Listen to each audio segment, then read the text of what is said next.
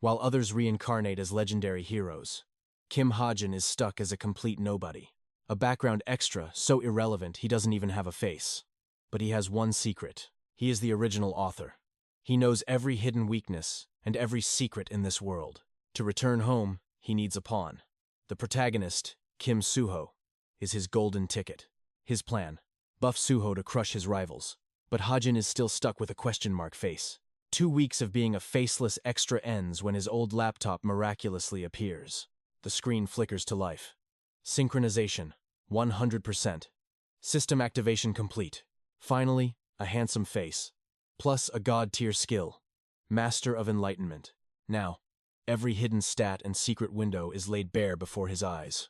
Using his laptop to rewrite reality, he boosts his luck stat to a divine 6.5. He tries to max out everything, but the system warns. Error. Plot collapse is imminent. Even cheats have limits.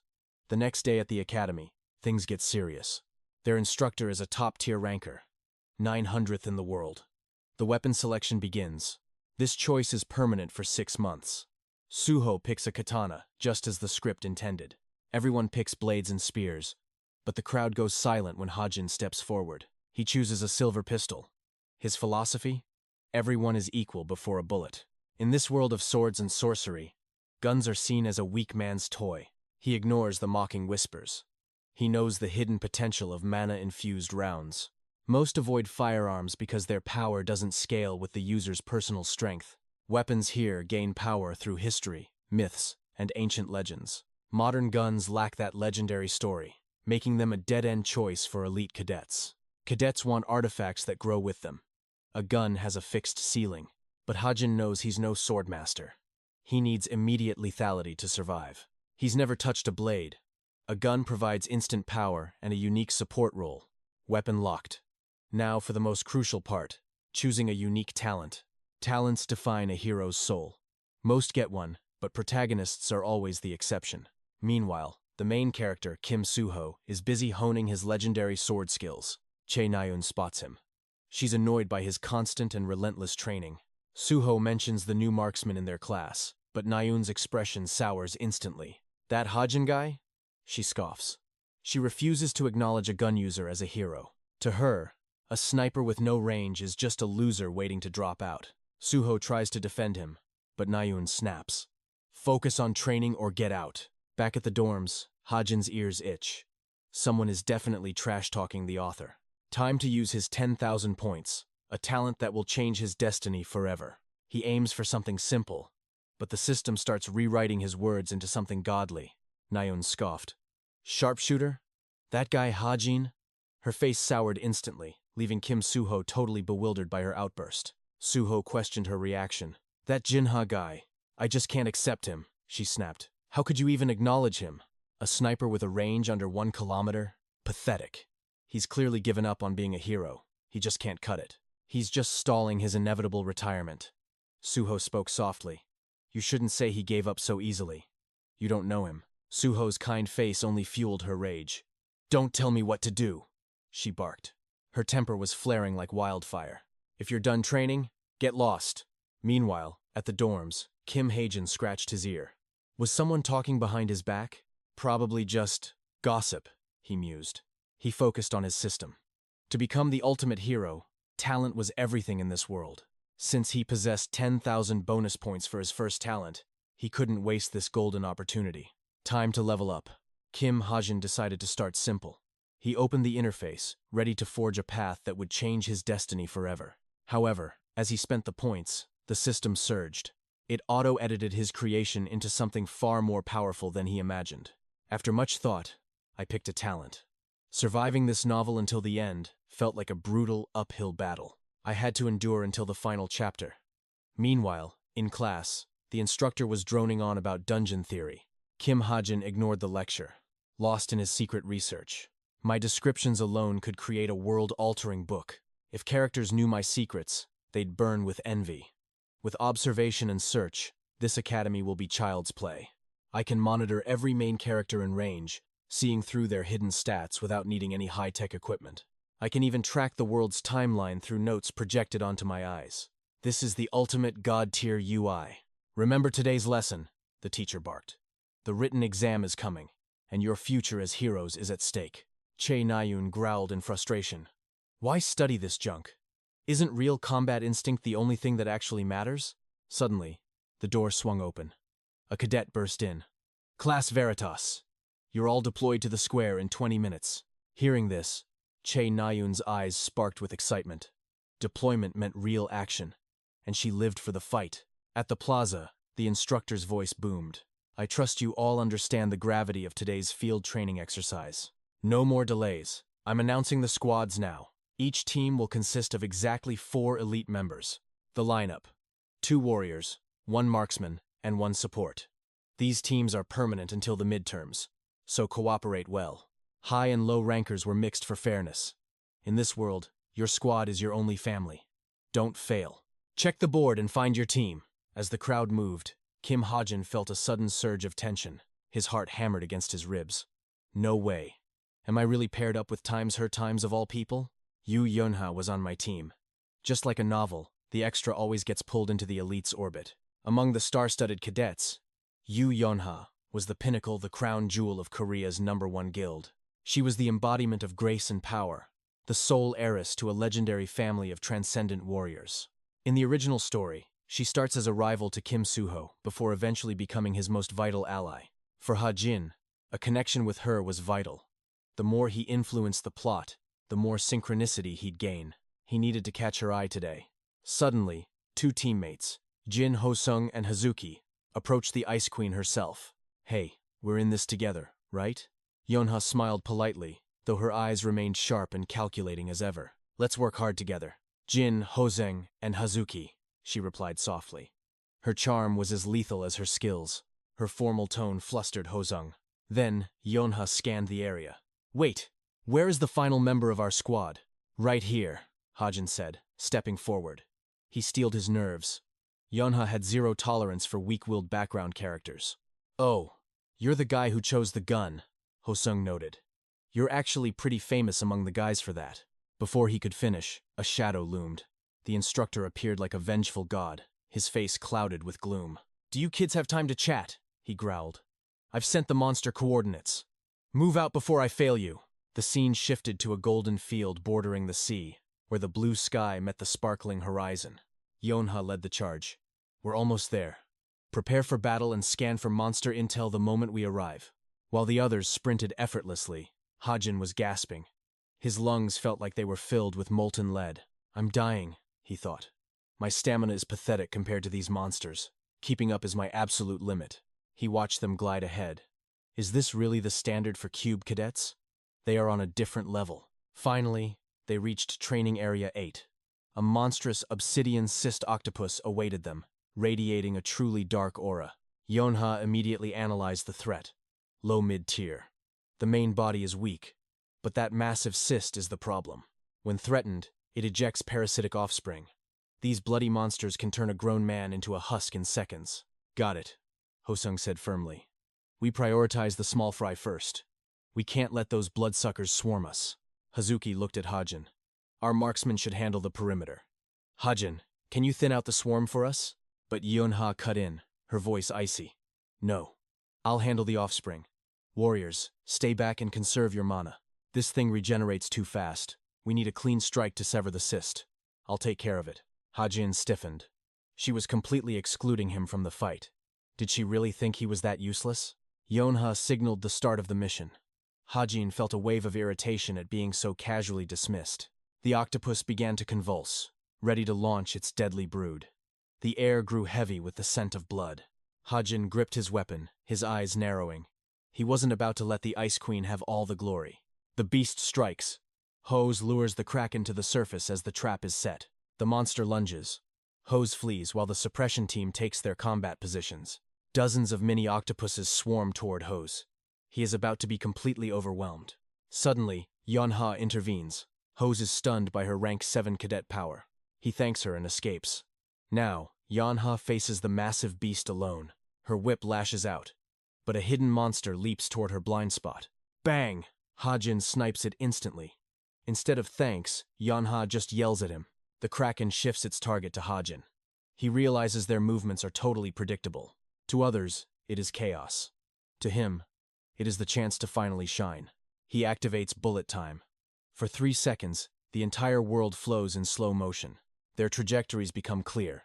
Now, it is just a simple game of target practice.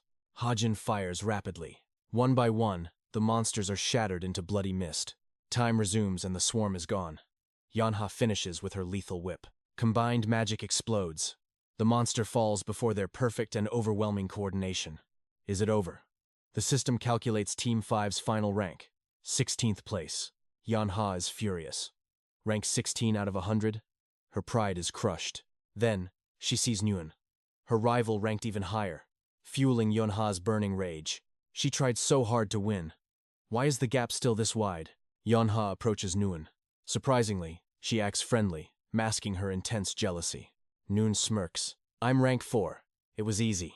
How about you, Yonha? Yonha smiles while fuming inside. Nguyen points at Hajin with total disdain.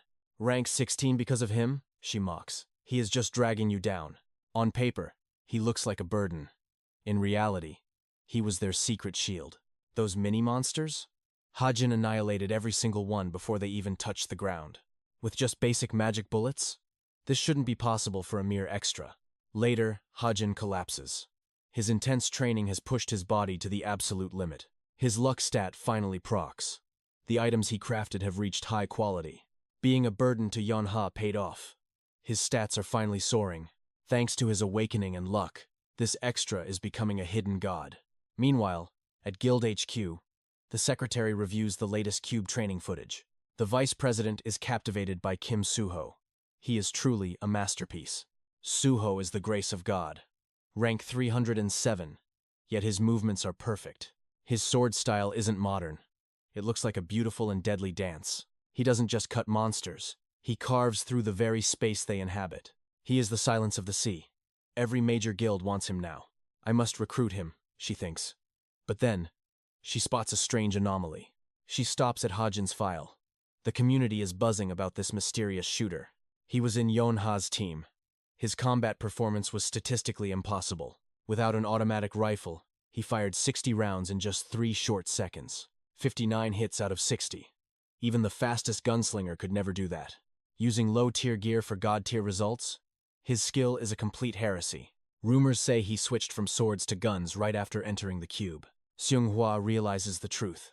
He must have experienced a legendary hidden awakening. Before awakening, potential is invisible. Many waste years using the wrong weapons. But Hajin finally found his path. A legendary sniper has finally been born. Their efforts will vanish if 3 years of training are wasted. The Military Agent Academy suggests cadets master diverse weaponry. Instructor C notices 17-year-old Kim Hajin's talent is strictly limited to firearms. Nothing flashy enough to stand out yet. Keep an eye on him regardless, she commands. They currently lack a guide for this very unique batch of recruits. The assistant reveals no guides are available. This shipment is special. Everyone is being pushed to their absolute breaking point. C decides to wait. If he is truly a diamond in the rough, his light will eventually pierce the darkness. Whether heresy is a cruel nickname or his true nature will soon be revealed. Today marks the anti-personality training. This brutal process involves pairs using specialized training weapons. It is the ultimate test of combat character and resolve. This method evaluates talent while minimizing physical agony. Suddenly, the instructor's roar shatters the air. Rank 934. Kim Hajin, stand up now! Hajin trembles. Why is he the only one forced to face the professor in combat? The professor explains that training gear is incomplete. Using live weapons for personality training poses a lethal, unpredictable danger. As your professor, I will personally break you in. Hajin pales, desperately begging for mercy. I cannot do this! I surrender, I give up! He cries out. But the professor has zero intention of letting his prey escape today. There is no surrender on the battlefield. Defend yourself. The professor lunges, unleashing a flurry of devastating, high-speed strikes. Miraculously, Hajin evades every single blow. The professor is stunned. The boy's messy stance masks an incredible, inhuman reaction speed. His eyes track every microscopic movement perfectly. This is the 1,000-mile eyes, a divine skill predicting the enemy's every path. With his target's movements laid bare, Hajin simply dances away. After training, he wanders toward a vending machine, exhausted. He buys a cold cola just as the icy Yeonha walks past. Ha-jin realizes he is likely the only stranger here. Witnessing her freezing aura, he wonders if he should test her character. Is approaching a main character worth the risk? Ha-jin calls out and tosses her the drink. Yeonha catches it, her eyes narrowing with a sharp, dangerous intensity. "Do you want to fight?" she asks coldly.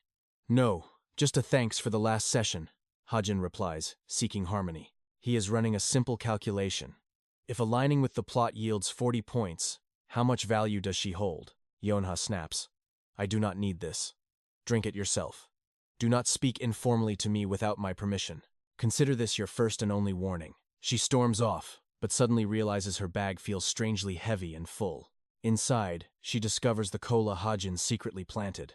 He had slipped it in without her even sensing his presence. She considers throwing it away, but stops. "The drink is innocent," she mutters, hiding the forbidden treat in her bag. Ha-jin smiles. He knows her hidden secret. She craves junk food like ramen and burgers, but hides it for status. Maintaining her prestigious reputation means she can never buy them herself. This is a character setting only he understands. Small interactions yield few rewards. To truly grow, he must force himself into the heart of the main story. The next major plot point is approaching. The Jin's violent assault on the National Weapon Museum is about to begin. Jins are humans who traded their souls to devils for overwhelming power. They have become the ultimate tools of evil. Their influence is spreading like a plague. This specific incident is a calculated assassination plot hidden within a museum heist. In the original tale, the hero Kim Soo-ho ruins their plans by pure coincidence. But this time, things are different. Both Kim Soo-ho and Chae Na-yeon will be there. It is the perfect stage for a hidden player to intervene. While the main characters attract all the attention, Ha-jin plans his move. He must find a way into that museum. The Jins are not yet in true danger. According to his calculations, Ha-jin can perfectly integrate into this upcoming battle. Access is restricted, but the Cube's student clubs provide a loophole. These organizations act as mini-societies for elite cadets. From martial arts to academic research, these clubs are essential. They provide the social foundation for every aspiring hero. Over 100 clubs exist, covering every imaginable field. They are the key to networking within this prestigious academy. Membership is vital for social status. Today, Ha-jin officially joins his chosen group at the gates of the Cube. Oh Han-hoon, leader of the Healing Rain Travel Club, addresses the new recruits. "Welcome, everyone. Thank you for joining us. I am stunned by the caliber of members this year." He looks at the applications, unable to believe his luck. Are these elite stats actually real? He wonders. Regardless, let me explain our club's true mission. Healing Rain is about rest. We use teleportation gates to explore the world outside the Cube once or twice every single month, he explains. We are currently planning a group trip to a nearby location. Little do they know, Ha-jin's destination is far deadlier. The social outing is set, but a storm of steel and demons awaits them at the end of the road. A school excursion begins. Pairs are formed for a day of total freedom in this world. Following his own script, Ha-jin heads to the Weapon Museum, the stage where the main plot ignites. He shadows the protagonist to infiltrate the timeline. Suddenly, Han-hoon calls everyone for the group draw. A random pairing? Ha-jin's memory fails him. Regardless, he's prepared to handle this mission entirely alone. Fate intervenes as Yona draws his name. Cold as ice, she demands they walk separate paths. A simple nod suffices, but Yona snaps back. She warns him against his blunt and short-worded attitude. This is the second warning, there won't be a third. Ha-jin sighs, playing the obedient servant for now. They reach the National Weapon Museum, a sanctuary housing South Korea's most legendary simulated armory. Amidst the steel, Ha-jin spots Na-yeon. Nearby stands the Golden Boy and story protagonist Kim Soo-ho. The extra approaches the hero. Soo-ho greets him warmly as Ha-jin introduces himself to the living legend. Soo-ho recognizes the sharpshooter from Cube. He invites Ha-jin to join their little travel group tour. Ha-jin judges the perfect hero. Great looks, insane stats, the exact reason readers used to complain. Soo-ho offers a tour of the firearms. Suddenly, a piercing alarm shatters the museum's peaceful atmosphere. Monsters have breached the perimeter. Chaos erupts as civilians scramble toward the exits in pure terror. Na-yeon shatters the display glass. She commands the crowd to stay calm, the heroes are coming. Panic is a death sentence. Leaving now only makes them easy prey for the hungry beasts. Theft protocols activate as Na-yeon seizes a weapon. The museum transforms into a high-security lockdown zone. Heavy steel shutters descend. Nayun ignores the sirens, her eyes fixed only on the approaching threat. She orders Hajin to arm himself. They must hold the line until the professional heroes arrive. A shadow flickers. A demi-human hound, the villain Lucius's pawn, has successfully infiltrated the main hall. This monster was a mere stepping stone. It lunges at Nayun with a burst of murderous intent. Suho strikes from above. But the script breaks. The hero is brutally repelled by an impossible force. The narrative is warping. This wasn't in the original draft. The beast refocuses its rage on Nayun. Nayun unleashes a hail of arrows. The monster laughs, tanking the hits with a terrifying, arrogant sneer. He closes in for the kill. Suho barely intervenes, shielding Nayun from a fatal, bone-crushing blow. Nayun strikes from behind, piercing its back. The creature howls, turning its primal fury toward her. This is a disaster. People will die. Hajin panics. Why is his own story betraying his words? Run! He screams while checking his mana. Standard bullets are useless against this demonic, thick hide. He hacks the system. In a desperate gamble, Hajin reconfigures his mana bullets for maximum lethality. Loading the chamber. Using forbidden author knowledge, he crafts the devastating white light projectile. The shot rings out. With Hajin's perfect support, Suho finally delivers the finishing strike to the beast. The dust settles. Suho tries to offer comfort, but a traumatized Nayun pushes the hero away. Give her space, Hajin advises. Her brother will be the one to heal this wound soon. Outside, the siege ends. Medical teams rush in as reports reach the vice captain, Seonghwa. A sigh of relief. The perimeter is secure. But what of the nightmare that unfolded inside? A devil appeared, but 3 brave cube cadets suppressed the threat. Seonghwa is instantly intrigued. Nayun, Suho and... Before the name is uttered, Seonghwa sprints inside to find the hero. She dreams of a fated meeting with Kim Suho. But as she enters, she collides with Hajin. She stops him. You're a cube cadet, right? She starts to ask for the legendary protagonist. Suho is over there, Hajin interrupts. He finds a quiet bench, letting the world spin without him.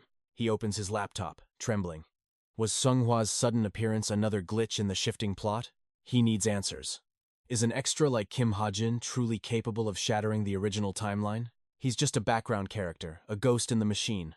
Surely his presence shouldn't trigger such chaos. Then it hits him. This world is a remake, a co-authored nightmare. His story is changed. If this reality is built on his foundations, then every change is a butterfly effect of destruction. Since the author themselves sent this mail, it makes sense that everything is spiraling out of my control. My knowledge of the original novel is now officially useless. Suddenly, a cold system notification flickers before my eyes. Fatal flaw detected. The main character and his allies are never in true danger. This predictable piece is boring. The solution? Enemy levels will skyrocket. Prepare for absolute chaos as the world shifts into a brutal nightmare mode. The instructor calls out to the 2 cadets. Kim Suho, Kim Hajin. I have heard the report regarding the incident. Go back to your dorms for now. Suho asks with a worried face. But what about Che Nayun? She went home on sick leave. The instructor replies. You 2 should return to Cube and rest immediately. Suho pulls Hajin aside. Why did you say those things to Nayun? Hajin blinks, completely lost in confusion. Say what exactly? Hajin asks.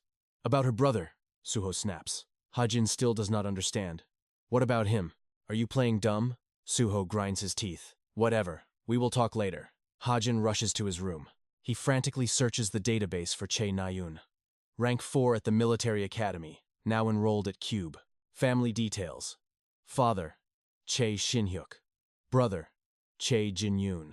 Everything seems to match my original character settings perfectly. But then, a shocking headline catches his eye. Che Jin-yoon, the elite hero, has fallen during a brutal ambush. The Spark operation was a success, but Jin-yoon is in a coma. He sacrificed himself to save 3 teammates. This tragic event was supposed to be the catalyst for Nayun's growth. Back then, 13-year-old Nayun worshipped him. He was a shining hero in her eyes. At least, that is how I wrote the script. Then, another notification. A message appears. The setting has been updated. The original Jin-yoon was a reliable mentor to the protagonist. However, the system decided the hero had too much help. The plot has been rewritten with a dark twist. 5 years ago, During his first mission, Jin Yoon did not just get hurt. He was infected by a demon. He is no longer human. He is becoming a devil. Meanwhile, at the hospital, Na-yoon sees her father arrive. "Father? Why are you here?" "What about work?" Na-yoon asks. Her father looks at her with deep concern. "Work does not matter compared to you," he says. "Are you feeling better?" Na-yoon nods, trying to look strong. "I am fine, father." Her father is not convinced. "I should call the doctor for a full examination now." Na-yoon smiles weakly. "Really? I am okay. But father, can I visit my brother before we leave the hospital?" Her father pauses, then agrees. "Of course." Little does she know, Jin Yoon is a ticking time bomb of evil. A devil seed turns a human into a demon over 6 years. Half that time has already passed by. The only way to stop the disaster is to kill him before the demon hatches. But who would dare? No mercenary would touch a high-ranking noble. And there is no proof of the corruption within his body. Kim Soo-ho is not strong enough to face a fully awakened devil yet. The burden falls on one man. Ha-jin realizes he must be the executioner. Elsewhere, in the Hero Tower's restricted archives, tension is rising high. An assistant trembles.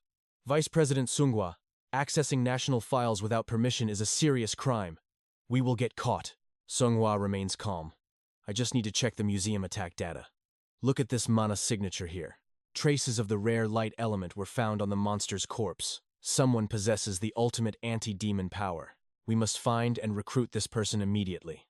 Seung-hwa's eyes burn with an intense obsession for new talent. The assistant, Jiren, sighs. She has gone crazy for geniuses again. Who were the 3 cadets at the scene? Jiren checks the list. Kim Soo-ho and Chae Na-yoon. We already know them. But there is a third name. Seung-hwa tilts her head. "I have never heard of this guy. Rank 934. Kim Ha-jin." Meanwhile, Ha-jin is staring at the system. Only he can see the hidden truth shifting behind the scenes. The light element. That meant one of those cadets possessed a power capable of obliterating the Jinn. A dangerous variable. Such a force was a massive threat to their kind. "We must find and recruit them at any cost," the voice commanded. Jiren shuddered under Seung-ah's intense gaze. She was obsessing over talent recruitment again. The atmosphere felt heavy and suffocating. 3 cadets defeated that Jinn at the exhibition. "Right?" Seung-ah pressed. One of them held the key to the light. Yes, the light user. They had been watching Kim Soo-ho and Chae Na-yoon. But who was the mysterious third person? "I've never heard of this guy." Rank 934, Kim Ha-jin. Meanwhile, Ha-jin sat alone, quietly scouring for information. He realized something crucial. Others couldn't see the hidden dangers lurking. Only he saw the truth behind this twisted world. "This laptop allows me to manipulate the world's settings without the characters ever noticing. I added tracking features to monitor hidden stats, like Chae Na-yoon's plummeting confidence levels. A new alarm triggers if anyone within 30 meters deviates from my original novel's plot. Suddenly, Chae Na-yoon challenges me to a duel, but I flatly refuse her aggressive offer. I have no desire to accidentally injure a classmate, making her explode in pure rage. The instructor intervenes, reminding everyone that Cadet Ha-jin hasn't started weapon training yet. As she storms away, I feel a pang of guilt for what must come. To survive, I must grow strong enough to eventually kill her own older brother. Getting closer to her now would only make the future betrayal even more devastating. The scene shifts to the Truth Club, where the charismatic President Yoon-hon takes the stage. "Welcome to our seminar on advanced monster research and elite tactical combat strategies. This club serves as a hub for analyzing high-rank threats and sharing classified information. But beneath Yoon-hon's handsome face lies the terrifying power of a high-ranking demon. He is the mastermind behind the upcoming cadet kidnappings and monster infiltration incidents. This demi-human villain uses Lilith's charm to manipulate everyone, and he is my primary target. Dealing with this monster is the exact reason I joined this prestigious academic circle. He presents the Mountain Tyrant, a legendary beast that appeared 50 years ago during the Awakening. Information on such high-rank monsters is worth millions, especially regarding their hidden vulnerabilities." Han puts Yu Yonha on the spot, asking if she knows the beast's true weakness. She admits no weakness has been publicized, allowing Hantrum to emphasize the club's importance. He invites the elite students to a private gathering to discuss these secret tactics further. I ask Yu Yonha if she's attending, but she ignores me with cold, aristocratic indifference. I follow her, asking the proud heiress why she is so obsessed with gathering monster intel. She admits that even a small lead could give her family's massive guild an edge. Her guild, Essence of the Strait, rose to power 50 years ago during the Great Summoning. Today, they stand as one of the most influential and powerful organizations in South Korea. I mentioned that her position as successor is being threatened by the ambitious vice president. Visibly annoyed, she demands my point. So I offer her the mountain tyrant's secret. There is a tiny mark on its heel. Strike it, and the beast is completely paralyzed. This information isn't free. I want her to procure a high-grade desert eagle for me. She demands proof of my claim, but I tell her I have absolutely none. Thinking I'm just an annoying lunatic, she storms off, feeling her time was wasted. I shout after her that she'll face a massive loss if she ignores my warning. Despite her anger, she immediately calls Secretary Zin to relay the tip to their strike team. Aim for the green mark on the heel, she orders. Choosing to trust my intuition. Even without evidence, her sharp instincts told her that my information was the real deal. A few days later, a devastating debt notice arrives from the Bank of Cube. My predecessor, Kim Chun-dong, left me with a staggering $300,000 debt. With only $3,000 left in my account, I am facing a total financial disaster. If I don't find a way to make money fast, I'll be paying debts forever. My first option is the stock market, since I know which guilds will eventually dominate. However, I lack the initial capital to invest, forcing me to delay my trading plans. The second option is the hunting grounds, lawless zones overrun by dangerous, high-value monsters. Though the risks are lethal, it's the only way to amass a fortune in record time. Unlike towers or dungeons, these monster-infested zones had unpredictable difficulty levels. High risk, but the rewards were legendary. Selling monster remains was the plan, but Hajin's stats barely hit the human average. Can a weakling survive? While plotting for cash, a sudden knock hits his door. Cadet Kim Hajin, package from Yu Yonha, a name that brings shock and opportunity. After unboxing the mystery gift, Hajin heads straight to Gudu, in Gangwon Province. The staff's warm welcome catches him off guard. Is a mere cadet truly this respected? This low-threat zone is a global hub, attracting hunters from every corner of Earth. It's an international megacity, yet rumors of a naked madman hunter haunt these lands. While scouting, Hajin realizes he needs a pro agent to maximize his monster profits. Should he pick someone at random? Suddenly, a man in glasses approaches him. Excuse me, are you here to hunt? Hajin stares back. Are you an agent? The man offers a business card. At first, Hajin thinks he looks quite unreliable. But the moment he reads the name, his heart stops. It can't be. Park Soo-hyuk, the legendary future manager of the hero, is standing right here. Seeing Hajin's shock, Soo-hyuk scratches his head, admitting he's still a fresh rookie. Hajin doesn't hesitate. It's a deal. Let's sign that contract right now. Overwhelmed with gratitude, Park promises top-tier service, unaware he's just been poached. As they head out, the agent struggles to keep up, gasping for air. Don't mind me, Park wheezes. If danger strikes, just leave me and run. Hajin is skeptical. Why is such a top-tier talent so desperate for a break? Park spots tracks. Small sprites, worth about 400,000 each. Thoughts? Hajin shakes his head. One magic bullet costs 200. It's not worth it. He points his gun at a massive beast.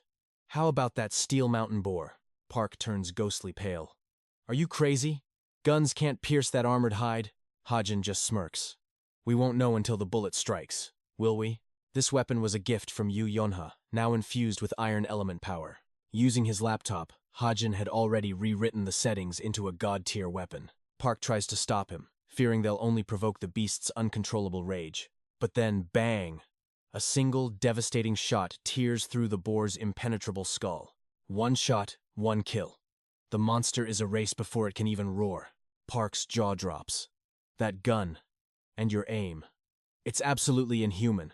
Before he can breathe, Hajin fires again, sniping a pelican on a distant cliff. How can you even see that far? Park asks, trembling at the impossibility. 1,000-mile eyes, Hajin replies. A moving target is nothing to a god-tier sniper. They reach the massive carcass. Park is worried about hauling this heavy beast back. We'll call a transport team, Park suggests. The payout hits your account tomorrow. Hajin nods, satisfied. Good. I look forward to our future partnership, Mr. Park. Park is moved. I should say that. What will you do with the money? Stocks.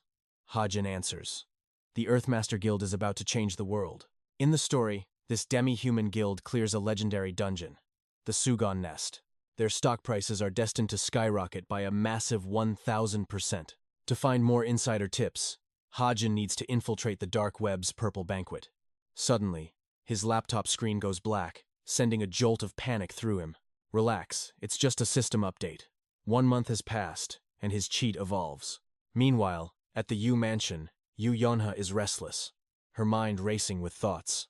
Little does she know, the background character she ignored is rewriting destiny itself. Ugh, what a drag. Can't we skip these noble meetings?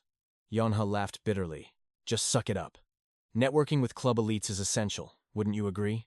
As they spoke, Nayun burst in. Yonha jumped to greet her, ignoring the tension. Nayun slammed a glass down. Listen up. Do you know a guy named Kim Hajin? Kim Hajin? Yonha blinked in shock. What about that nobody? Nayun pressed on. The museum incident. Suho, me, and that guy. That Jin was unexpectedly powerful. We fought with everything, but that bastard severed a demigod's arm with trainee gear. He's in your squad, Yonha. What's his story? He's clearly hiding something. Caught off guard, Yonha hesitated. Hajin was just a penniless military academy orphan. He owed 3 million won.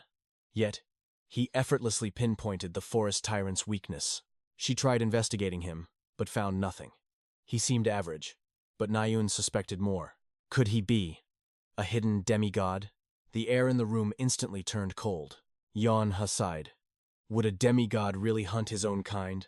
That's just ridiculous. Meanwhile, our oblivious protagonist felt a sudden, searing pain. His arm began glowing. It was the creator's stigma, a divine mark pulsing with mana, growing with every action. As his merits peaked, the seal etched itself deep. Information flooded him like a tsunami. Hajin blacked out instantly. Next day, at the Association Tower, the atmosphere was electric. Suho, Nayun, and Hajin were being honored as model citizens for the museum battle. Hajin's arm still throbbed. He needed answers. A cranky Nayun snapped. You're too loud. I haven't said a word, Hajin replied. But Nayun wasn't letting him off easily. If I say you're loud, you are. Hajin smirked. Forgot who saved your life? That silenced her. Suho stepped in. Enough, you two. Noon. Let's trade seats. Suho sat by Hajin. Thanks for that day. Hajin sighed. Here we go again. Without you, we couldn't have won. Truly. Thank you. You would have managed, Hajin said. He's here! Someone shouted. It was 𝑺𝒕�𝒕�, the legendary rank 37 hero. The Wolf of Valhalla, people whispered. His mana presence was absolutely overwhelming. The announcer spoke. Let the ceremony begin. Will the honorees please take the stage? Presented by 𝑺𝒕�𝒂𝒕𝒔. These cadets faced a demigod to protect our citizens. 𝒕�𝒂𝒕𝒔 handed Suho a medal. So, you're Kim Suho? I see the hype now. His gaze turned cold. Avoid the association. The endless battlefield is where you belong. Become a hunter. Being a hero is just a thankless, boring burden of duty. Suho didn't flinch. Even so, being a hero suits my soul perfectly. 𝒕�𝒂𝒕𝒔 smirked. Is that so? Fine. Next. He turned his gaze. Long time no see. None blushed. Master? It's been master? 𝒕�𝒂𝒕𝒔 cut her off with a glare. You chose the bow. Your father asked me to watch you, but I won't. Noon's face crumpled. Next was Hajin. Who are you? Cadet Kim Hajin, sir? The ceremony finally ended. The rewards were massive. Hajin already had a plan. Time to buy those stocks. He opened his laptop, eager to see the new updates. Notification. Stigma activated. Internet access granted. New talents. Truth agency and observation added. First, the stigma, the glowing mark on his arm. It responded to his mental command. A divine light flickered. Hajin quickly concealed it, deciding to investigate back at dorms. Next, the internet access. This was the real prize. Not just ordinary web pages. It unlocked the deep web. Specifically, the Violet Banquet, the world's most elite info hub. The Violet Banquet was legendary. A secret marketplace where the world's secrets were traded. It was the ultimate tool for a hidden god in this chaotic, high-stakes world. Information on bounty weapons flows through the Purple Banquet, an underworld hub every hero eventually visits. The government ignores this black market. Exactly the way I designed it. Normally, entry fees are astronomical. Becoming a member is nearly impossible.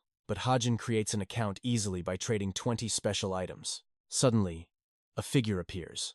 There you are. Cadet Kim Hajin. He recognizes the girl standing before him. It's Seung-ah. She admits her shock at how fast he vanished after the recent award ceremony. She presents a business card. The Grace of God, belonging to Yoon Seung-ah, the legendary guild representative. Seung-ah hesitates with a question. While Yoon Seung-ah appears friendly, her true personality is terrifyingly different. She is a perfectionist who ruthlessly discards anyone failing to meet her elite, high-level standards. Her mind is fixed on absolute power and securing only the best, the hallmark of Korea's top guild. Hajin realizes that forging a bond with her now will provide massive leverage in future story events. Seung-ah tries to continue, but Hajin cuts her off. He has nothing left to say to her. She refuses to back down, claiming he misunderstood. She's genuinely interested in him as a top scout. Hajin stays calm. Interest is only valuable if it's sincere, not just a reaction to his power. He knows she's only intrigued by his light elemental attack. Her curiosity is currently just a passing whim. To turn that whim into true obsession, he needs to reject her a few more times first. Deciding his next move, Hajin bids her farewell and heads back to the safety of his dormitory. He immediately checks stigma. This holy mark is the divine authority of the creator, fueled by mana. As he gains the world's attention, stigma accumulates power, allowing him to wield magic at will. Hajin activates stigma's ability. In an instant, a sharp, lethal dagger materializes from thin air. He's ecstatic, controlling the weapon with his mind. For an outsider, this level of control is miraculous. Magic should be impossible for him, but luck and his own settings gave him a way to survive. Next, he tests the Book of Truth. It holds every secret and answers any question mana allows. How tall am I? The book glows, confirming he is exactly 174 centimeters tall. It cost 1 SP. Suddenly, emergency sirens wail. A message arrives. Cadets were last seen in class. It's beginning. The second main arc, the disappearances at Cube, has officially kicked off in this world. 6 cadets are already missing. This arc is critical because the final target is none other than Yu Yeonha. Hajin worries the co-author might force him to lose another ally, just like at the museum. If the plot shifts, he'll hunt the culprit himself. But early interference might shatter the entire timeline. He decides to observe. At the training grounds, Shin Jong-hak's crew begins their typical, arrogant bullying. Chae Na-yoon stops anyone from helping. She's convinced Hajin is a hidden god masking his true power. She believes a man who crushed an apostle's arm wouldn't struggle with mere thugs. He's just acting. In reality, Hajin has no strength. He's shaking violently, unable to even lift the basic training weights. Fortunately, an instructor arrives, yelling at the crowd to settle down and focus on their training. Written exam results are posted. Go see your rankings. The cadets rush toward the bulletin board immediately. To no one's surprise, Hajin is ranked first. He simply copied the world's settings he wrote himself. However, one person is frozen in disbelief. Rachel, the Princess of England, drops her sword in shock. She ranked third. Whether the test was big or small, Rachel had never once lost first place. Seeing her stunned expression, Hajin feels a slight twinge of guilt for stealing her spotlight. At Rachel's mansion, servants are celebrating. They hope she stays strong among the world's greatest heroes. They mention Cube's elite classes are unique to Korea. Rachel smiles, promising to protect her royal honor. But inside, she's crushed. She feels like she's failing her people by losing her top rank. The instructor continues, praising Hajin. His answers show a revolutionary level of analysis never seen before. He tells the other cadets to follow Hajin's example. Rachel is left reeling from the academic gap. She realizes phenomenon analysis is a profound academic field she hasn't mastered. The background character has officially outshone the geniuses, leaving the world's elite in utter disbelief. Midterms are looming, and the gap between us is massive. How did the original Hajin even survive? It's time to exploit the Book of Truth. I need to farm some serious cash for my survival. This book is a literal cheat code, granting any secret for a price. Knowledge is absolute power. I've set aside SP for marksmanship. My current power isn't enough to stop a high-tier Jin. After spending 250 SP, my pistol evolved into a sniper rifle. This will terrify them. Weapon upgraded. Now for mastery's raw physical techniques that allow a sniper to survive the shadows. Positioning is everything for a sharpshooter. One wrong step and an assassin ends the game instantly. I need a skill to escape certain death. Mastery is the key to dominating the battlefield today. System. Low-rank parkour mastery learned. Suddenly, my body feels incredibly flexible and light as air. Obstacles no longer hinder me. My speed will now scale with my rising physical strength stats. I don't feel the power yet, but I'll need it. Suddenly, a message flashes. A genius is missing. She's the second victim. No one can reach her. The shadow of death is spreading fast. Every missing cadet has been murdered. I know the killer and the next targets very well. Can I really just stand by? I wrote this story. I know exactly what's coming next. At the training grounds, the instructor reveals an artificial dungeon built with science and magic. Inside are mechanical dolls modeled after real monsters. Today, we begin our full-scale dungeon conquest. Don't lower your guard just because it's training. This is a joint exercise between elite classes. Teams are forming in small groups. I'm stuck in Team 8 with the legendary main cast. Team 8, Yu Yonha, Chae Na-yoon, and me, Kim Ha-jin. The 𝒕� class joins us too. The dungeon is a labyrinth of lethal traps. Some were even set by the djinns themselves. System. Narrative settings altered. Yu Yonha's personality is shifting, becoming far more volatile than before. Jaiden is already making his move on Yonha. System. Character potential increased by 0.5. Na-yoon greets a cadet named Sven.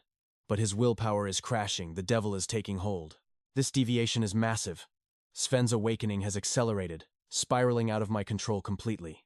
I need to watch Jaiden. He's the classic arrogant elite who views everyone else as trash. He's strong enough to be a scout's dream, but his potential is spiking for no reason. Jaiden introduces his team with a smirk. Yonha follows, introducing our squad, including me, Ha-jin. Then there's Sven, the German prodigy. He was supposed to be his country's greatest hope. Like many, he fell for Na-yoon.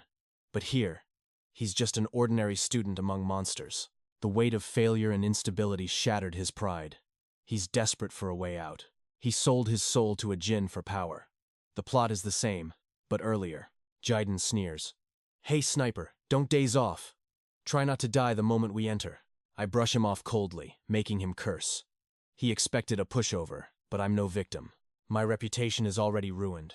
Rumors say I'm an extortionist who spends his weekends in sin. Sven's obsession with Chae Na-yoon is a weakness. Like other foreigners, he dreamt of being number one. He arrived at Cube with high hopes, but reality hit hard. His skills were purely average. Compared to the geniuses around him, he felt like a nobody. That inferiority complex was poisonous. The bitterness of defeat and his own instability pushed him over the edge. He was broken. He traded his soul to a djinn for forbidden power. It followed my original script perfectly. But the dungeon timing is wrong. His awakening was forced early, threatening the entire narrative flow. Suddenly, Jaiden slaps my shoulder. You're the sniper, right? Don't get distracted in the dungeon. I shoved his hand away with a glare. He was shocked, immediately spitting out a curse. Weren't you supposed to be a nice guy? He barked. Clearly, the rumors were doing their work. My reputation was absolute trash. Everyone believed I was using my status to extort other students.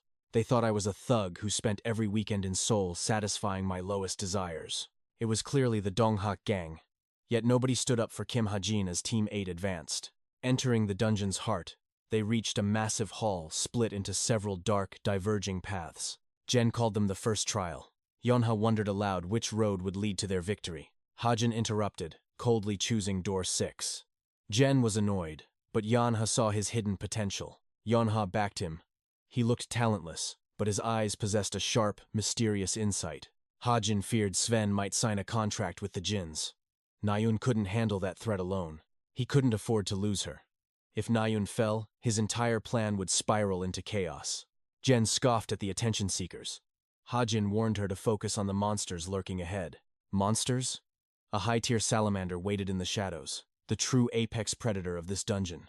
Jingu fired a light arrow, revealing a rank 6 salamander. The real battle was finally beginning. They hit their battle positions. Yonha's whip lashed out, instantly sealing the beast's deadly maw. The others leaped forward, delivering a final strike that sent the creature straight to hell. Amidst the celebration, Yonha sensed the dungeon shifting. Her mana was reaching the brink of enlightenment. Ha-jin was impressed, but suddenly spotted a lethal shadow. Only his sharp eyes saw the incoming strike. He tackled Yonha down. She was furious, unaware that Ha-jin had just saved her life. Before she could punch him, someone screamed. A Jin's mark had appeared out of nowhere. It was exactly as Hajin feared. A silent ambush, neurotoxins, and arrows meant for a killing blow. Nearby, Sven had been struck. Nayun watched in horror as the poison took hold of him. Sven begged to be left behind, but Nayun barked at him to keep running and survive. Why was lethal poison used in training? How did a real monster infiltrate this artificial dungeon? Hajin's group pushed deeper, carving through hordes of monsters as they descended into the abyss. Mostly salamanders blocked their way. Aside from the poison, the path forward felt deceptively easy. Hajin pondered the sniper. Even the best cadets missed it. Only his instincts had sensed the danger. His expression darkened. Something was very wrong with the flow of this entire training mission. Suddenly, a surviving salamander lunged. It prepared to incinerate the entire group with a fire blast. Hajin unleashed stigma. A water shield erupted, colliding with the flames in a devastating explosion. The shockwave stunned the team. Jen grabbed Hajin's collar, demanding to know his secret power. Hajin claimed it was just a magic item, trying to hide his godlike water attribute. Jen's rage flared. She didn't believe his lies for a second. His strength was too perfect. Jinxia broke them up. These weren't training puppets anymore. They were real, bloodthirsty monsters. Yanha suggested they evolved naturally. They needed to focus on surviving this nightmare first. Internally, Yanha knew Hajin was lying. He was too poor to afford such elite artifacts. How could a mere background character match the skills of elites like Kim Suho? He knew every weakness and mastered attributes perfectly. He was hiding something massive from them all. A terrifying thought emerged. Could Kim Hajin actually be a hidden agent or an undercover Jin? Meanwhile, Nayun's side faced a rank 3 lava golem. They were hopelessly outmatched and exhausted. Nayun ordered them to hide. They needed another team's help to take down this stone titan. They had to treat Sven quickly. The difficulty of this session had reached an insane level. Sven was fading fast, consumed by pain and the bitter memory of his past failures. Suddenly, a dark voice echoed in his mind, offering forbidden power for a cheap price. Desperate for strength, Sven surrendered to the darkness. The trap was set. Sven screamed in agony. Why is it always like this? Sven cursed. Since arriving at Cube, nothing had gone his way. Then, a chilling voice echoed. Young man, do you crave strength? Does your weakness burn? The voice whispered dark promises of power beyond his dreams. I'll grant you power for a pittance. Cheaper than anything you've lost. Driven by desperation, Sven didn't hesitate for a second. I want to be strong, he cried. Gotcha, the voice hissed. Sven screamed as agonizing power flooded his very soul. The golem has arrived. It lunges forward, scattering the group with a single devastating strike. Noon is cornered in a life-or-death moment. Suddenly, a bullet streaks through the air, striking the beast. Our marksman, Kim Hajin, has arrived. Moments ago, Jen was skeptical about finding the boss in this dead end. A massive wall blocked their path. Hajin realized the layout had changed. From the story he knew, the bug zone is right behind this, Hajin directed. Jen, break through it. Jen grumbled about taking orders, but his pride was bigger than his power. He couldn't even leave a scratch. Frustrated, Jen blamed Hajin, until Hazuki spotted a small opening, high above the ceiling. We can get in through there, Hajin suggested calmly. Jen scoffed. That's 10 meters high. How can you climb that? You can't? Hajin asked. Then I'll go first. Without hesitation, he began his ascent. Like a seasoned pro, Hajin scaled the wall effortlessly. The group watched in stunned silence as he vanished. Back in the present, the boss recovers. Hajin shouts, Noon, snap out of it. Move now and save us. The team shifts into combat formation, but their strikes barely tickle the beast. Noon begins her ultimate move. While the others stall for time, a sudden shadow blurs past and delivers a crushing blow. It's Sven. Sorry I'm late, he says with ice-cold composure. He steps in to hold the line. The window opens. Najin releases an arrow fueled by pure rage. It pierces the boss, ending the nightmare. Hajin's group arrives to witness the aftermath. They're speechless. Nguyen's squad actually took down a golem, but Hajin remains focused. Sven hasn't transformed into a Jin yet. The timeline is shifting. The original plot has been delayed, but the devil's contract remains. The danger is only growing more unstable. Unexpectedly, Nguyen approaches Hajin. With a hesitant breath, she whispers a genuine thank you. Before he can react, she bolts. Noon's life has been a cycle of tragedy since her mother's death. At 6 years old, she traded play for hellish training. To her, showing emotion was like exposing a weakness. Thank you is a rare treasure from her lips. Usually she hides behind sorry, keeping everyone at a distance. Later, she questions Hajin. If you're strong enough to stop a lava golem, why let Jungkook bully you? I wouldn't win in a fair fight. Hajin shrugs. But Noon isn't buying it after seeing his firepower. It's my custom weapon, he explains. Noon fumes. You idiot. If they catch you with that, you'll be expelled. Hajin stays calm. He already knows how to hide his gear, using the power of his holy mark. Is your gift firepower reinforcement? She wonders. Hajin just lets her believe whatever she wants. I'll keep your secret this time, she waves as she leaves. But, don't you have anything else to say? Hajin remains silent. He knows a simple apology could bridge the gap, but he chooses to stay distant. Why? Because fate dictates a cruel path. To save the world, Kim Hajin must eventually kill her brother. Suddenly, an emergency broadcast rings out. The dungeon trial is terminated. All cadets must evacuate immediately. The internal security cameras were sabotaged. A real monster replaced the training drone, and the response was suspiciously slow. No lives were lost, so the cube will investigate internally. But Hajin knows the truth. The Jinns have already infiltrated. You're too strong. Is your gift firepower enhancement? Nayun asked. Hajin just sighed. Think whatever you want, he replied indifferently. Nayun waved as she left. I'll overlook your illegal personal weapon this time. But don't let there be a next time. By the way, got nothing else to say to me? She lingered. Hajin paused. A simple apology could have mended things. He kept quiet. He knew she'd forgive him if he spoke, but he had to keep his distance. For her sake, he chose to remain the annoying classmate.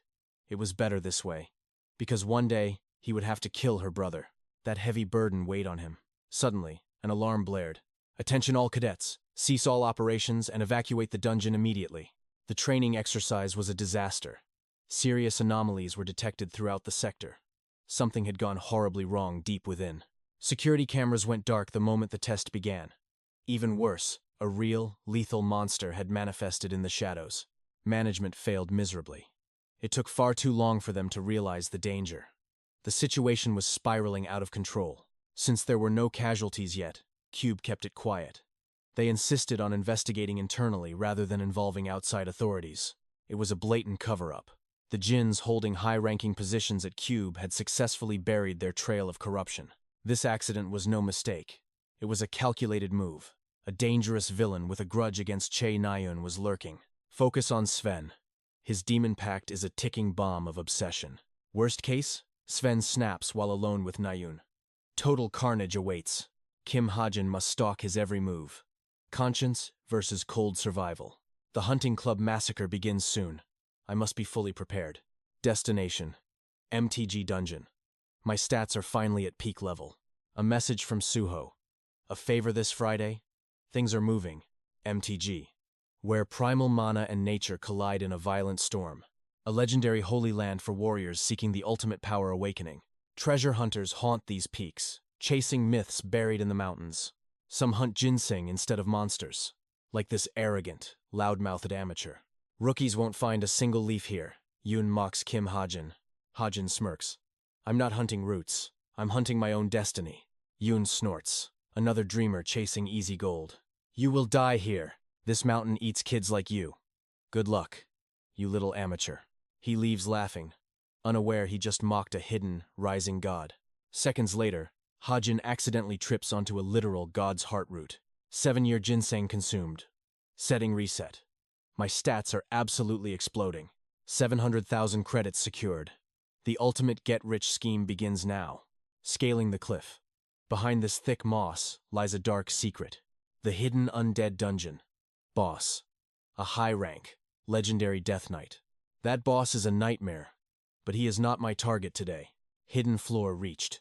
My gun barks, shattering ancient, cursed bone. 1,000-mile eyes active. I am carving a direct path to power. Undead density is rising. I am nearing the witch's dark nest. Ivengo, the future queen of the world's most powerful undead fortress. I am here for 2 treasures, the growth artifact Ear and Seed, These items birthed the Lord of Corruption. Now, they are mine. Ear is the ultimate growth cheat. I spot the hidden boss. The adult witch is invincible. I must strike her down now. Kill her while she is a child, before her mind matures. Her small, fragile form stings my heart. But I must be cold. She is my own creation, and bullets will never kill a ghost. Holy Mark unleashed! A spear of pure divine light manifests instantly. Fueled by the ginseng, I strike with the fury of legends. The boss shatters into pixels. The Yengo seed is finally mine. A witch's soul trapped in a seed. Despair is finally born. Alert. Ear synchronized. All permanent stats increased by 0.5. Soulbound forever. This growth item is an absolute god-tier cheat. Finally, I stand equal to the elite, genius cadets of Cube. 47 rare roots found. The market is about to witness chaos. But the real jackpot? The legendary seed of the Witch of Engo. The Witch of Despair. A villain's name, but a goddess's potential. Raised correctly, she becomes my most loyal and most deadly ally. She craves human blood, not water. A dark pact of crimson. Her soul depends on the donor. I must choose very carefully. Top-tier prospects, like Suho and Nayun. Today's mandatory club hunt begins. Thursday at Mount Bukba. A simple bet turns into Sven's downfall. Is everyone here? Our first reunion since orientation. Try to stay quiet. Kim Ha-jin watches silently. The story is shifting. This isn't my book. Original plot. Sven turns Jin, Nayun bleeds. Today feels dangerously different. Sven was a sacrifice for Suho's growth. A tragic pawn's end. The goal? Make Nayun the target. Pure manipulation from the shadows. Something changed. Sven's corruption is accelerating. This isn't the story I wrote. He's hiding demonic power. Corrupted by a forbidden contract with a devil. I could strike now. But eyes are everywhere. I must wait. The hunt starts. Sven's devilish speed easily outpaces even Nayun's efforts. I win, Nayun. Now, you must grant me one single wish. Sven hesitates. Ha-jin watches. Asmodeus's influence is already taking deep root. Lust amplified. Restraint? Gone.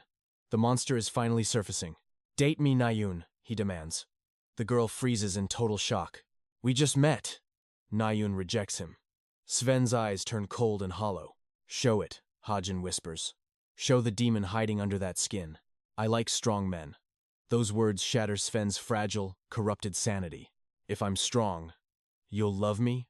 Sven's soul finally snaps. Fury consumes him. Sven lunges with a murderous, demonic roar. Qin blocks the strike, protecting Nayun from the beast's initial blow. Nayun rushes in, unaware she's now the monster's primary target. High talent, wrong weapon. She's wasting her life on the bow. Suddenly, mana explodes. A massive, shimmering blade manifests in her hand. One strike. The forest trembles. Total, absolute destruction follows the light. A mana blade? Ha-jin asks. Nayun collapses into the darkness. She wakes on Ha-jin's back, her face flushing a deep crimson. Awake? You were out cold. I'm carrying you back to safety. Put me down! She demands, but her legs completely fail her. Mana, exhaustion. Your core is empty. Ha-jin explains the brutal reality. Recovery will be slow. She's effectively paralyzed for the next 2 days. I know, she shouts, embarrassed. Ha-jin just sighs and keeps walking. Are you really sticking with that useless bow, Nayun? She's stunned. What? Ha-jin knows her hidden sword emperor talent. A god of destruction, wasting her potential on simple arrows. A ruler of the battlefield, destined for the legend of the blade. Drop the bow. It's holding back a future legend's true power. Don't act so smug, she fumes as they finally arrive. We're here. Walk the rest yourself. I'm heading out now. Dorm curfew. See ya. Ha-jin leaves her standing there, speechless. Next day, Cube is in chaos over Sven's shocking betrayal. The elites gather. Horak, Song, Yuha. The atmosphere is suffocating. A message from Suho. Ha-jin, are you free? I need a favor. Missing cadets? Cube is assigning us an elite investigation team.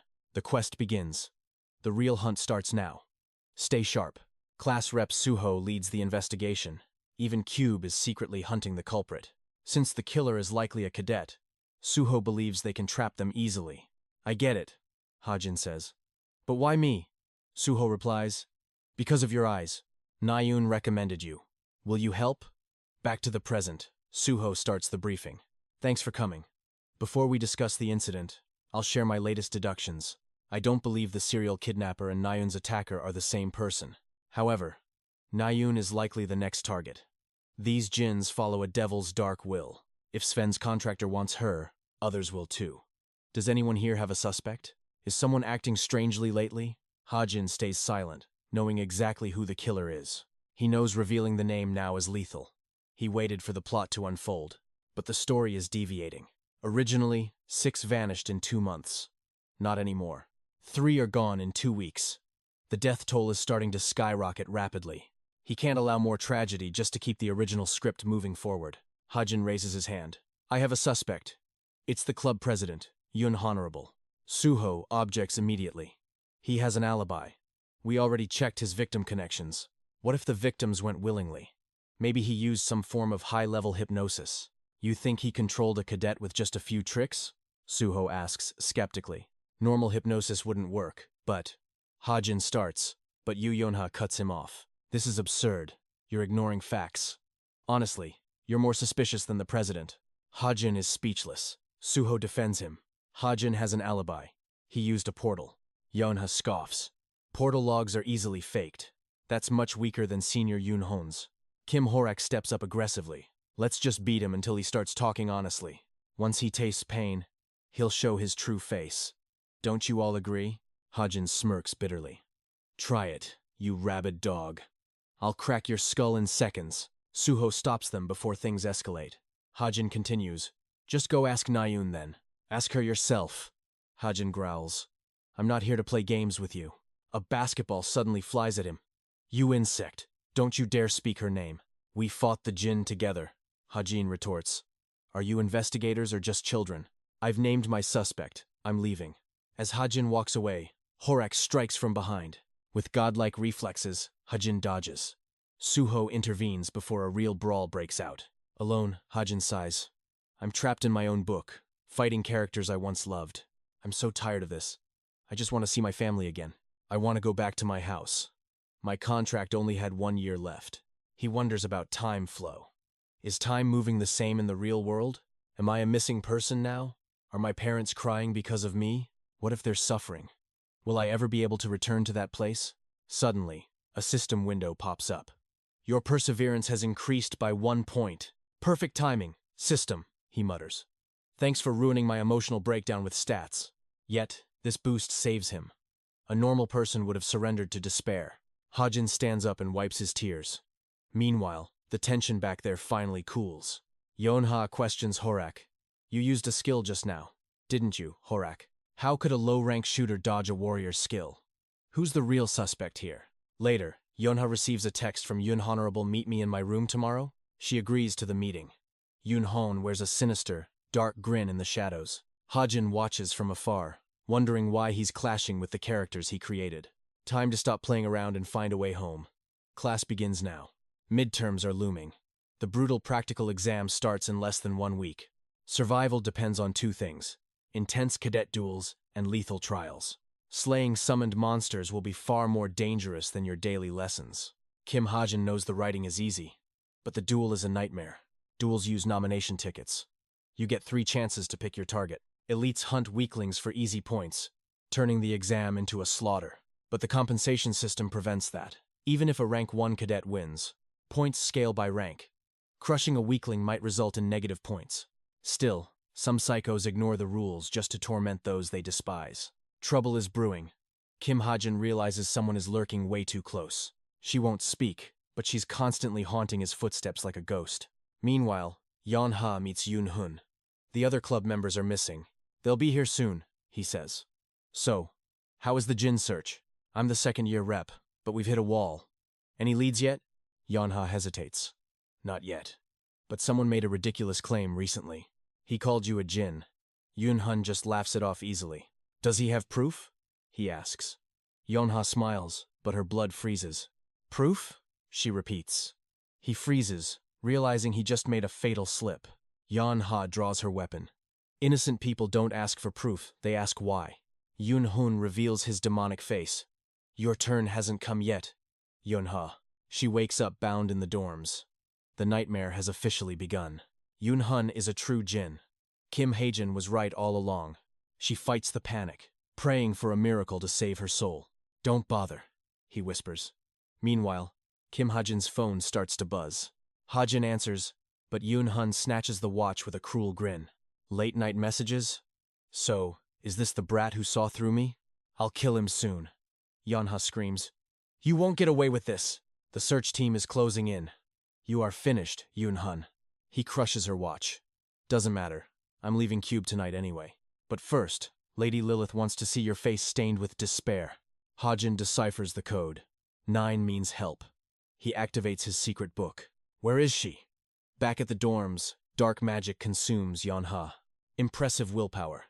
You're still resisting my brainwashing after all this time. Just surrender.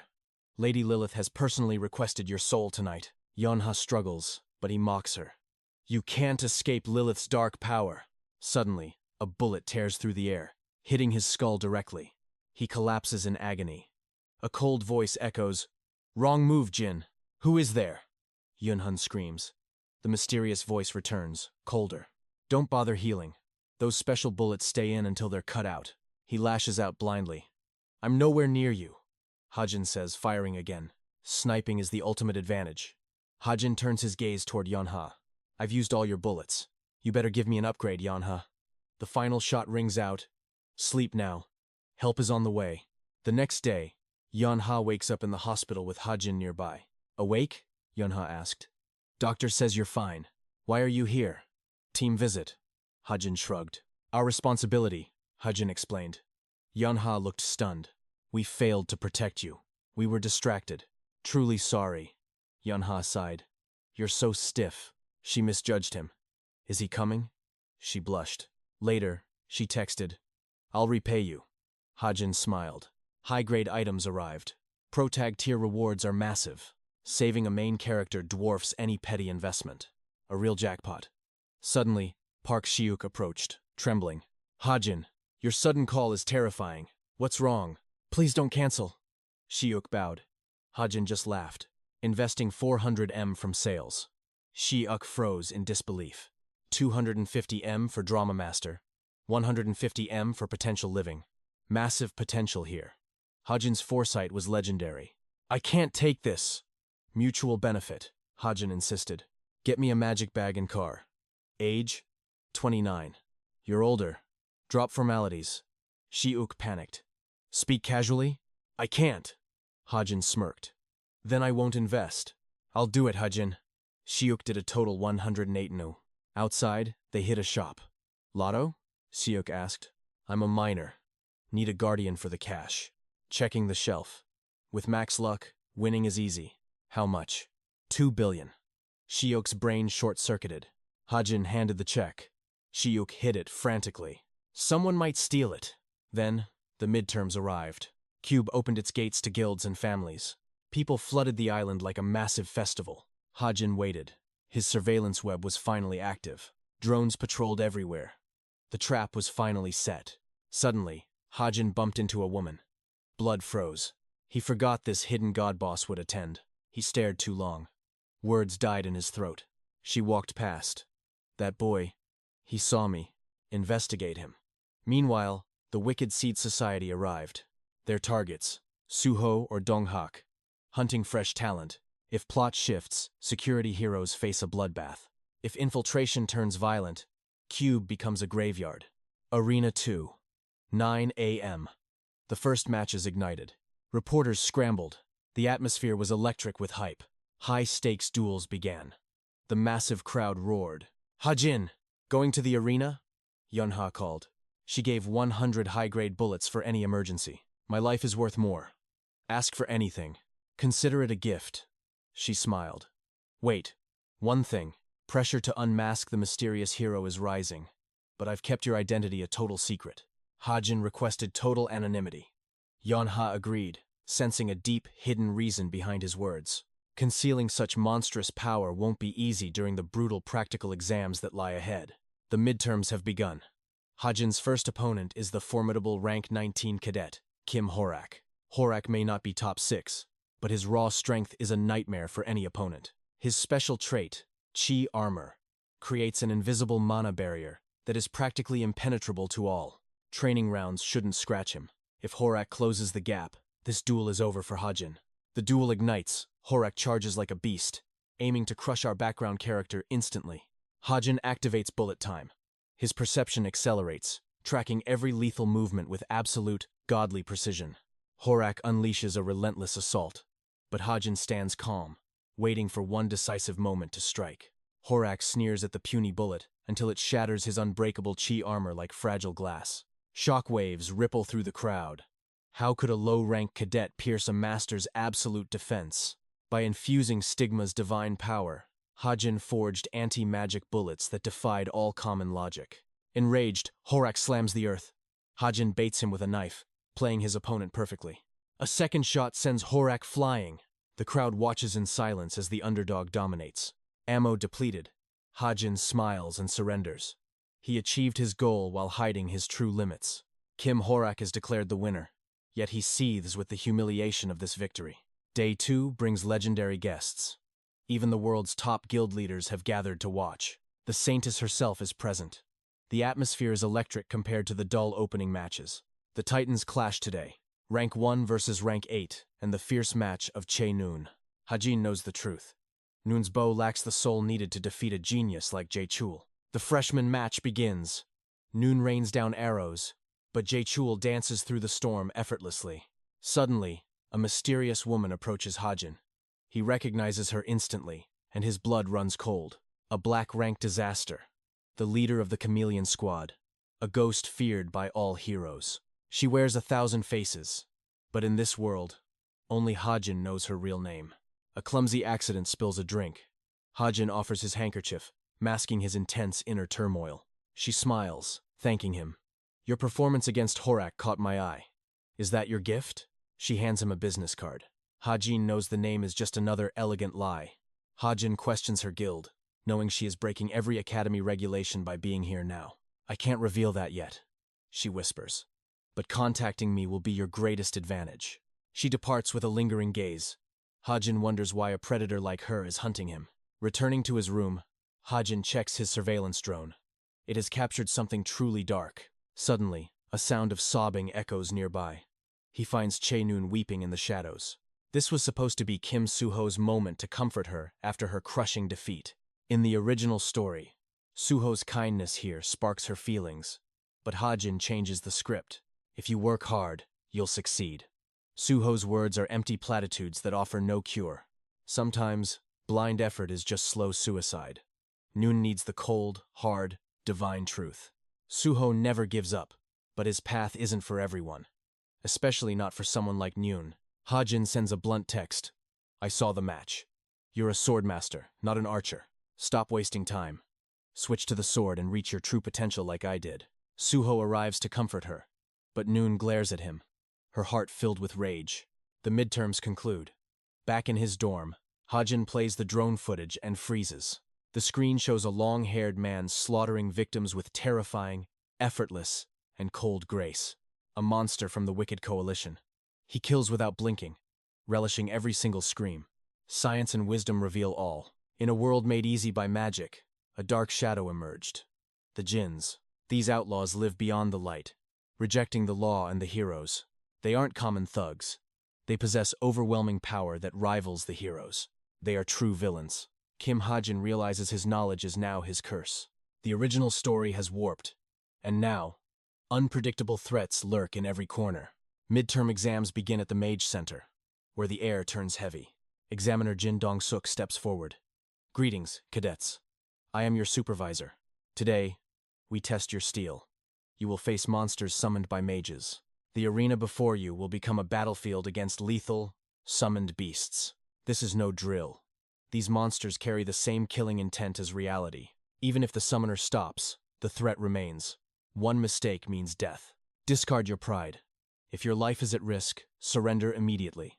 Points are awarded for endurance and maintaining composure under absolute terror. That is all. Show us your best. May luck be with you. Team 1 enter. Hazuki, Kim Yun-hyuk, Yu Gi-on, and Spanner begin. The rest of you, observe in silence. Analyze their every move and mistake. A sharp whistle blows.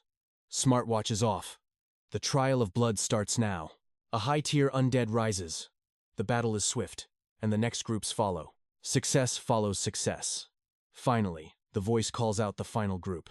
Team 10, step up. Kim Ha-jin, your target is the Frost Wolf. Suddenly, sirens scream. Chaos erupts as the exam grounds are breached. Yoon-hyuk senses the shift. An emergency at the perimeter? He investigates. A mysterious figure stands in the restricted zone. You're lost, aren't you? The intruder sneers. A cadet? Why are you still breathing here? I'm the one who belongs. Yoon-hyuk growls. But the enemy strikes first. Emergency. The exam is halted. All cadets, evacuate the main building now. Team 10, abort. Ha-jin curses under his breath. The script is shattered. The Frost Wolf is still howling. The summoning spell hasn't been deactivated. Something's wrong, Ha-jin realizes. Is there a traitor among the mages? No system alert? No plot change? That means this threat is entirely new. An external force has arrived. Somewhere else, a dark reunion begins. It's been too long, Princess. Lancaster stands before a stunned Che Na-yoon. 5 years since the London tragedy. Na-yoon sees his soul is gone. You were a royal guard. How could you fall this low? She screams. I didn't sell my soul. Lancaster scoffs. My new master simply claimed it. Betrayed by my country, I found a new truth, he says coldly. Na-yoon draws her sword. Words are useless. I'll cut you down right here. Her blade passes through air. He's an illusion, mocking her from afar. This is just entertainment for me. The real world is burning, Princess. Your precious union protects the elite, while thousands die in the dirt. This rotten kingdom deserves its end. Our time is up for now. He fades into mist, and a masked assassin lunges from the shadows. The strike is lethal. Na-yoon is outmatched, her defenses crumbling against the pressure. The power gap is a chasm. She searches for an opening, finding nothing. Suddenly, boom! A massive explosion tears the very walls of the building apart. A silhouette emerges from the light. It's Ha-jin. With one lethal shot, he ends the threat instantly. That single bullet costs 250 SP. He rushes to Rachel, checking her condition. She's barely stable. Bandaging her, he warns that a second later would have been fatal. Ha-jin recalls his mission to collect blood samples and swiftly secures Rachel's blood in secret. Rachel whispers her thanks as rescuers arrive, calling out to the 2 cadets trapped below. Help is here. Meanwhile, a report reaches the head mage about severe casualties in the hall. The head mage's face pales. Who could orchestrate such a brutal massacre within the cube? By evening, the cube incident is global news. Midterms are cancelled as the world demands answers. Resources pour in for restoration. The Academy's usual rhythm is now completely shattered by tragedy. Lessons are suspended. For the first time ever, cadets receive an unprecedented 10-day break. But the atmosphere is heavy. A teacher roars at students laughing amidst the recent tragedy. How can you be happy while comrades bleed? Return to your dorms immediately. No more nonsense. Back in his room, Ha-jin sees a notification. The story is shifting again. Darker than intended. Alex Lancaster's obsession with his lost family is festering. He won't wait for backup anymore. Lancaster's danger level skyrockets. He's a villain, Ha-jin himself wrote into the British lore. His goal? To conquer the United Kingdom. He's stronger, and appearing much earlier than planned. Ha-jin regrets not buffing the heroes more. The script he wrote is spiraling out of control. Still, he obtained Rachel's royal blood. Meanwhile, Che Na-yoon receives a message from Kim Soo-ho. It's a review filled with praise. Na-yoon's face turns beet red with embarrassment while reading. Then, an anonymous text arrives. After reading it, Na-yoon's fury explodes, shaking the entire room. Returning to the dorms, Ha-jin prepares the seed of Evora with Rachel's precious royal blood. This noble lineage will birth a powerful witch. Suddenly, Ha-jin's hand glows with blinding light. A second stigma. The mark of a god manifests. The next day, Ha-jin looks exhausted. Sui-uk asks if he's okay, but Ha-jin just waves it off. Just tired. Is business good? Sui-uk beams. Thanks to the vehicle Ha-jin provided, sales are soaring. He owes it all. Ha-jin spots a crowd. Recruiters from top guilds are swarming the gates like hungry vultures. Among them stands Yoon-ha. She spots Ha-jin and asks what he's doing out here. Making money, he retorts. Yoon-ha looks skeptical until he points toward his manager. Hajin realizes he's rewritten destiny. In the original, Sui-uk was Kim Soo-ho's legendary manager. Originally, Yoon-ha's investment in Sui-uk created a financial empire where everyone walked on gold. Without Soo-ho, would she still invest? Hajin worries he accidentally blocked Sui-uk's future. Suddenly, Yoon-ha hops into their car. "If you're hunting, I'm coming along. No objections?" As they drive, she gets serious. "Hajin, have you thought about your life after graduation?" Hajin shrugs. There's still time. But Yoon-ha has a much bigger vision for them. "Join Essence of the Strait. I'll make us the #1 guild in South Korea."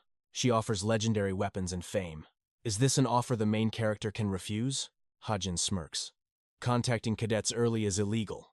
That's a 500 million won fine, friend." "I can afford it," she scoffs.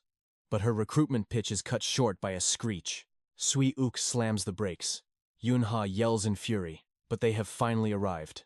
The monster zone looms before them, smelling of blood and the thrill of impending battle. "I will make Essence of the Strait the top-ranked guild in all of South Korea. We offer everything from legendary weapons to elite management. Is the offer tempting enough?" Hajin replies calmly. "Contacting cadets early is illegal. You'll be fined 500 million won. I can easily afford that." Yoon-ha scoffs. But then, Sui-uk slams the brakes suddenly. "What the hell was that?" Yoon-ha screams. Sui-uk replies, "We've arrived at the zone. Incredible. How could a regular manager like you find a hidden monster spawn?" Sui-uk noted that by late April, monsters swarm the field, drawing crowds. Yet, this legendary hunting ground still offered plenty of strategic openings. Famous and bustling, this spot was perfectly calculated to unleash Hai-Jane's god-tier sharpshooting skills upon the world. Hajin stepped out confidently. "Trust my research. Don't I make for the best manager you've ever had?" Before hunting Yona, Hajin gave final orders and took Sui-uk's card. Fate was beginning to shift. 10 days post-accident, classes finally resumed. The cadets returned to Cube, unaware of the legend rising among them. Naturally, Hajin claimed rank 1. After Harak's humiliating defeat, his lackeys learned to keep their distance. Kim Hajin was finally left in peace. These were his most tranquil days since entering this world. But peace is fleeting. Nayun suddenly appeared, slamming her fist against the wall. "You wrote that, right? Don't you dare lie. That arrogant voice is unmistakably yours." Her rage echoed through the entire hallway. Hajin remained cold. "So what? It was for your own good." Nayun's anger reached a boiling point instantly. "Who gave you permission? You're a marksman who lacks intuition. Who are you to judge my path? Think your grades make you special? Let's bet. I'll show you the true difficulty of mastering the bow." "Fine. But if you lose, you quit archery forever. I'll even switch to the bow for this duel. Just give me time for special training." Nayun scoffed, doubting any training could bridge their massive power gap. Hajin's mastery was level 7. If he hits level 6 during this window, the bet is already won. Combined with his hidden luck stat, victory was certain. Nayun was simply blinded by her own delusional pride. She wrongly believed her archery talent matched her swordplay. Flattery wouldn't help her. Only a reality check would. Next, the French tycoon assassination. A lethal organization targets Beitan, a man supposedly living a quiet, simple life. In a French villa, Beaton played the humble billionaire. But in this world of lies, appearances are everything. His real name was Beret, a legendary con artist. His mountain of gold was built on stolen dreams and lives. A natural-born villain, he amassed extreme wealth by deceiving the innocent. Always staying one step ahead of fate, he escaped every trap until now.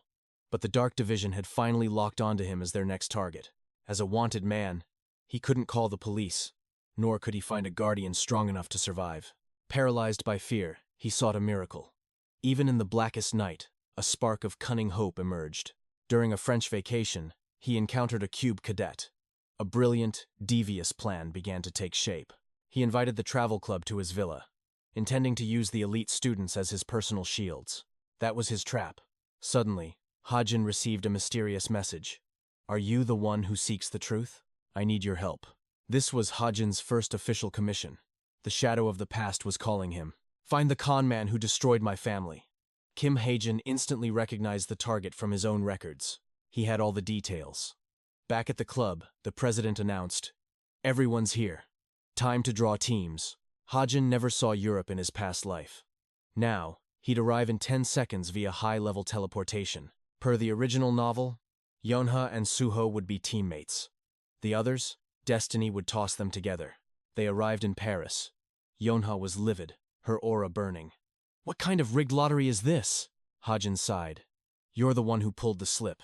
The president ignored her and gathered the group. "Korean cadets, this way!" Suddenly, a woman lunged at him, shouting, "Darling," as they embraced passionately. He responded warmly. It was a secret romantic getaway. The single dog squad felt like side characters. Was this a mission or a K-drama? He introduced her as Natasha, the medical support for this journey. "Explore freely until 7, then we party." Nayun approached Hajin, her eyes narrowing with a sharp question. "Where are you heading?" Hajin replied. "To find food. Are you really planning to stick with me? We're a team now. I can't just abandon you, can I?" Hajin smiled, noticing her subtle change. "Then follow my lead." He guided her toward an elite restaurant, the OPMC beginning his next move. "You've changed, Nayun." He led her to a high-end restaurant, hidden secrets waiting in every corner. Hajin's mysterious aura intrigued her. "Don't get the wrong idea," she mumbled, following the hidden god. The city of light held many shadows. Together, they entered the elite establishment, eyes watching from the dark. Noon was stunned, asking how he booked such a prestigious place. Hajin simply smiled, keeping his secrets. The truth? He used the Book of Truth. Suddenly, Hajin spotted a familiar figure and rushed off. "Wait here. I'll be back." He worried the plot had shifted, or a hidden variable had interfered. Hajin called out to the girl ahead. "Excuse me, miss," as he tried to confirm his suspicions. When she turned, Hajin gasped. "Sewa? You're fast. What are you even doing here in Paris?" But she looked at him like a total stranger. "Who are you?" Hajin froze. Was she playing dumb? "System alert." Hajin apologized for the mistake and retreated to a corner to check the system logs. A settings change. An anonymous tip revealed a dark history woven between Jiren and Sewa's past. Sewa had been written into the current chapter. Both were once elite recruits of the Genesis Guild. They had survived countless life and death missions together, forging a bond that seemed unbreakable in their harsh lives. In Sewa's tragic world, Jiren was her only true friend until the ultimate moment of cold-blooded betrayal. Her real identity: Jiren Valorin, the Chameleon Troop's golden seat, a legendary villain and master of disguise. Jiren handed Sewa a coffee. "You look troubled, Vice Leader." Sewa's gaze remained sharp and ice-cold. "Troubled? No. I'm refreshed. I finally have the chance to eliminate a pathetic rat like you." Jiren questioned if the traitor would actually show. Sewa clenched her fist, her killing intent rising. "I'm not certain, but she can't resist a stage like this, especially when there is something to steal. For that thief, it was 2 birds with 1 stone. The treasure hidden in the Grand Hall. Homer's ring. Tonight, Jiren would definitely strike."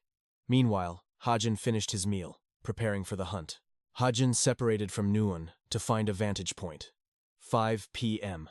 The grand masked ball was finally beginning. As night fell, guests whispered about 2 masked figures who looked like legendary stars in the distance. Outside, Hajin was ready. 5:30 p.m. Sewa arrived exactly as planned, and the stage was perfectly set. The masquerade was held in an ancient Parisian castle. Hajin's mission: ensure the story progressed without fail. Suddenly, a magic gate manifested. "Damn it," Hajin cursed. Things were spiraling out of his control. Only demi-humans backed by high devils could manifest a gate with such overwhelming and sinister magical power. This meant a demi-human was lurking within the party. Hajin realized the gravity of the hidden threat. Connecting the dots, he set off. He had to hunt down the devil before everything was destroyed. Elsewhere, a shadow successfully infiltrated the vault. Just as they reached for Homer's ring, a voice rang out. "What are you doing here, Jiren?" Sewa stepped out of the shadows, her eyes burning with fury. "I'm looking for you. My secretary's position shouldn't be left empty." She moved with blinding, lethal speed. She grabbed him from behind, sending a wave of terror through him. "What are you doing, Vice Leader? I won't be fooled twice." Sewa roared, slamming him down. A massive explosion rocked the entire ballroom. Jiren escaped the blast, shedding her disguise. "Impressive. How did you see through my perfect transformation? You replaced the real Yoro, but your gait and speech were all wrong. I never forget details." Jiren's eyes turned predatory. "I didn't think you'd care." Did my betrayal hurt that much, Sehwa? Suddenly, a whip lashed out. Yunha intervened, binding Sehwa's wrist with a sharp, decisive snap of leather. I don't care who you are, but take your lover's quarrel elsewhere, Yunha shouted, ready to fight. We are Cooper cadets. Drop your weapons or this will get bloody. But Sehwa wasn't even fazed. With a surge of raw power, Sehwa shattered the whip into pieces, her aura exploding with dominance. Jiren lunged at the vice leader, but was blown back effortlessly. As Sehwa prepared the finishing blow, Suho rushed in to block her path. Step aside, or I'll cut you down where you stand. I won't let innocent people get dragged into your war. Suho stood firm, his resolve unshakable. Annoying brat, Sehwa roared, kicking him away with overwhelming force. I told you to move! Amidst the chaos, Jiren vanished. Sehwa gave chase, but a hideous demi-human suddenly appeared, causing mass panic. The beast had snatched Homer's ring from Jiren's grasp. Meanwhile, Noon found herself completely lost and alone. Panicked in a strange place, she desperately dialed Hajin's number. The real nightmare was just beginning. Hajin ignores the call. His eyes are locked on the monster lurking within the gala.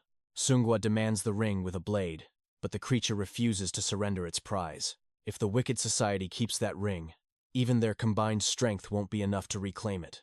Forced to act, Hajin triggers Plan B. He snatches Homer's ring in a flash of movement. The monster roars in fury. Che Nayun seizes the opening to strike, allowing Hajin to escape. Just as he retreats, a second shadow emerges. A new hunter enters the deadly game. I am Seisun, he smirks. Knowing I'm from the Wicked Society makes this easier, right? He praises Hajin's thievery, but his presence radiates a suffocating, lethal pressure. The mask of politeness slips. You're a clever one. You know exactly what I'm after. Hand over the ring. Hajin remains calm. I'm afraid that is not an option. The villain's face contorts. There is always a hero in the way. Fine. Die then. A devastating strike lunges at Hajin's throat, but he dances past the lethal blade. Seisun flexes his weapon. This is a demonic sword worth hundreds of millions of dollars. Fueled by mana, it rivals high-rank artifacts. One strike will turn a man into mincemeat. This is the power of a Jin's contract. Their mana multiplies into something truly monstrous. That blade is a masterpiece of slaughter. It's the ultimate weapon for a dark contractor. Another flash of steel. Hajin dodges again. Wait, can we talk this out first? Seisun laughs.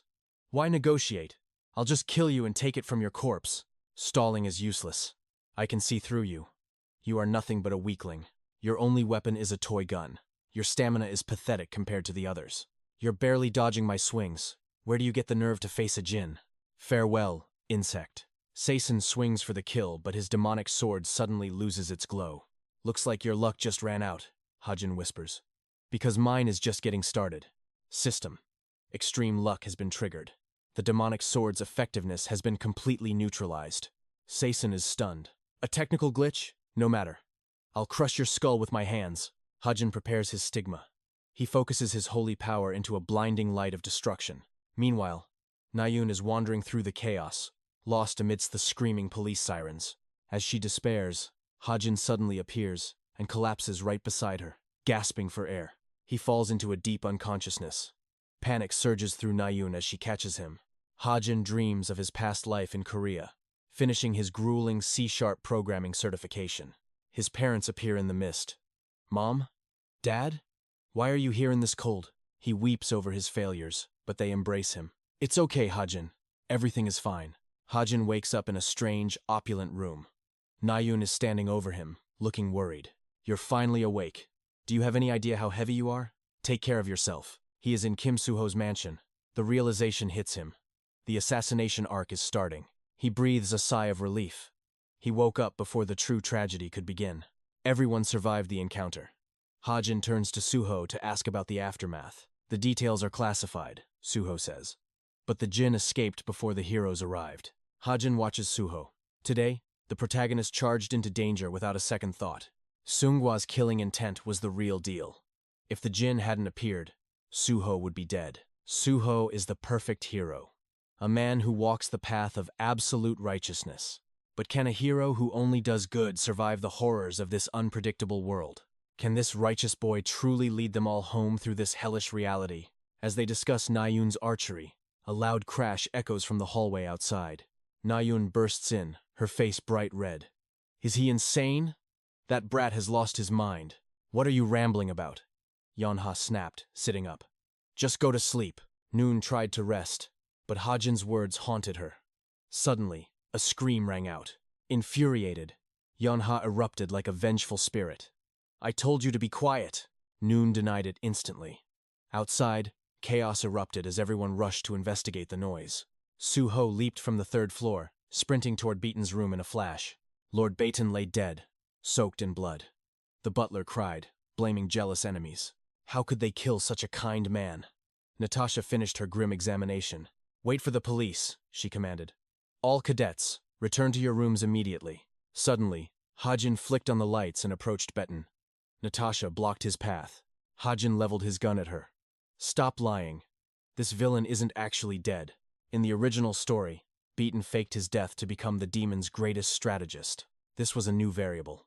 Hajin decided to execute the villain right here. Convincing them was impossible, but doing nothing would fracture the entire timeline. He's faking it, Hajin declared. Natasha was shocked. I'm a doctor. I've checked. Hajin smirked.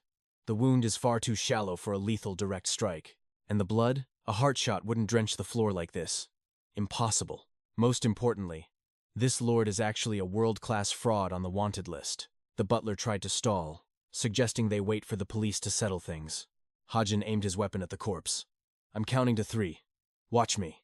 Natasha panicked. Stop. Why would you shoot a dead body like that? Drop the gun, she screamed. As Hajin reached 3, she lunged forward desperately. He's my father, she begged.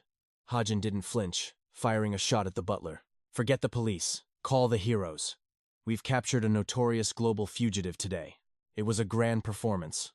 Baton and Natasha had staged this to escape justice. Using Natasha's status as a cube cadet, they nearly pulled off the perfect disappearance. Their plan was resurrection after death, a scheme funded by their black market wealth. They used rare, expensive herbs to induce a state of perfect suspended animation.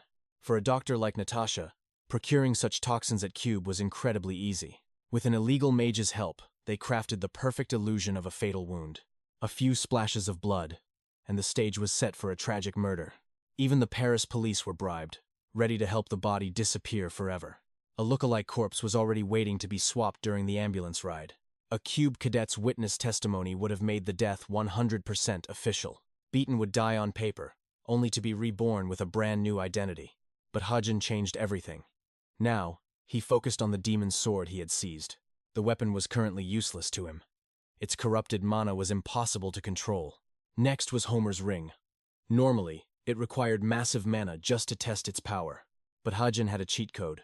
He used his SP to rewrite the properties. It was now a god-tier artifact, granting permanent intelligence and mana stat boosts. Since it wasn't soul-bound, he could eventually hand it over to his loyal allies. Suho or Noon would benefit, most especially Noon, with her vast mana pool. Checking his stats, Hajin felt he was hitting a wall. Growth was slowing down. He needed to transcend his limits. Still, he could easily overpower Noon right now. Finally, he investigated his host's mystery, the forgotten background character, Kim Chun-dong. The co-author wouldn't have left this past empty. A hidden truth was waiting. A mere extra? No. Hajin's lineage hides a legendary power. Unmasking him requires Yujin Hook, the underworld's greatest information broker.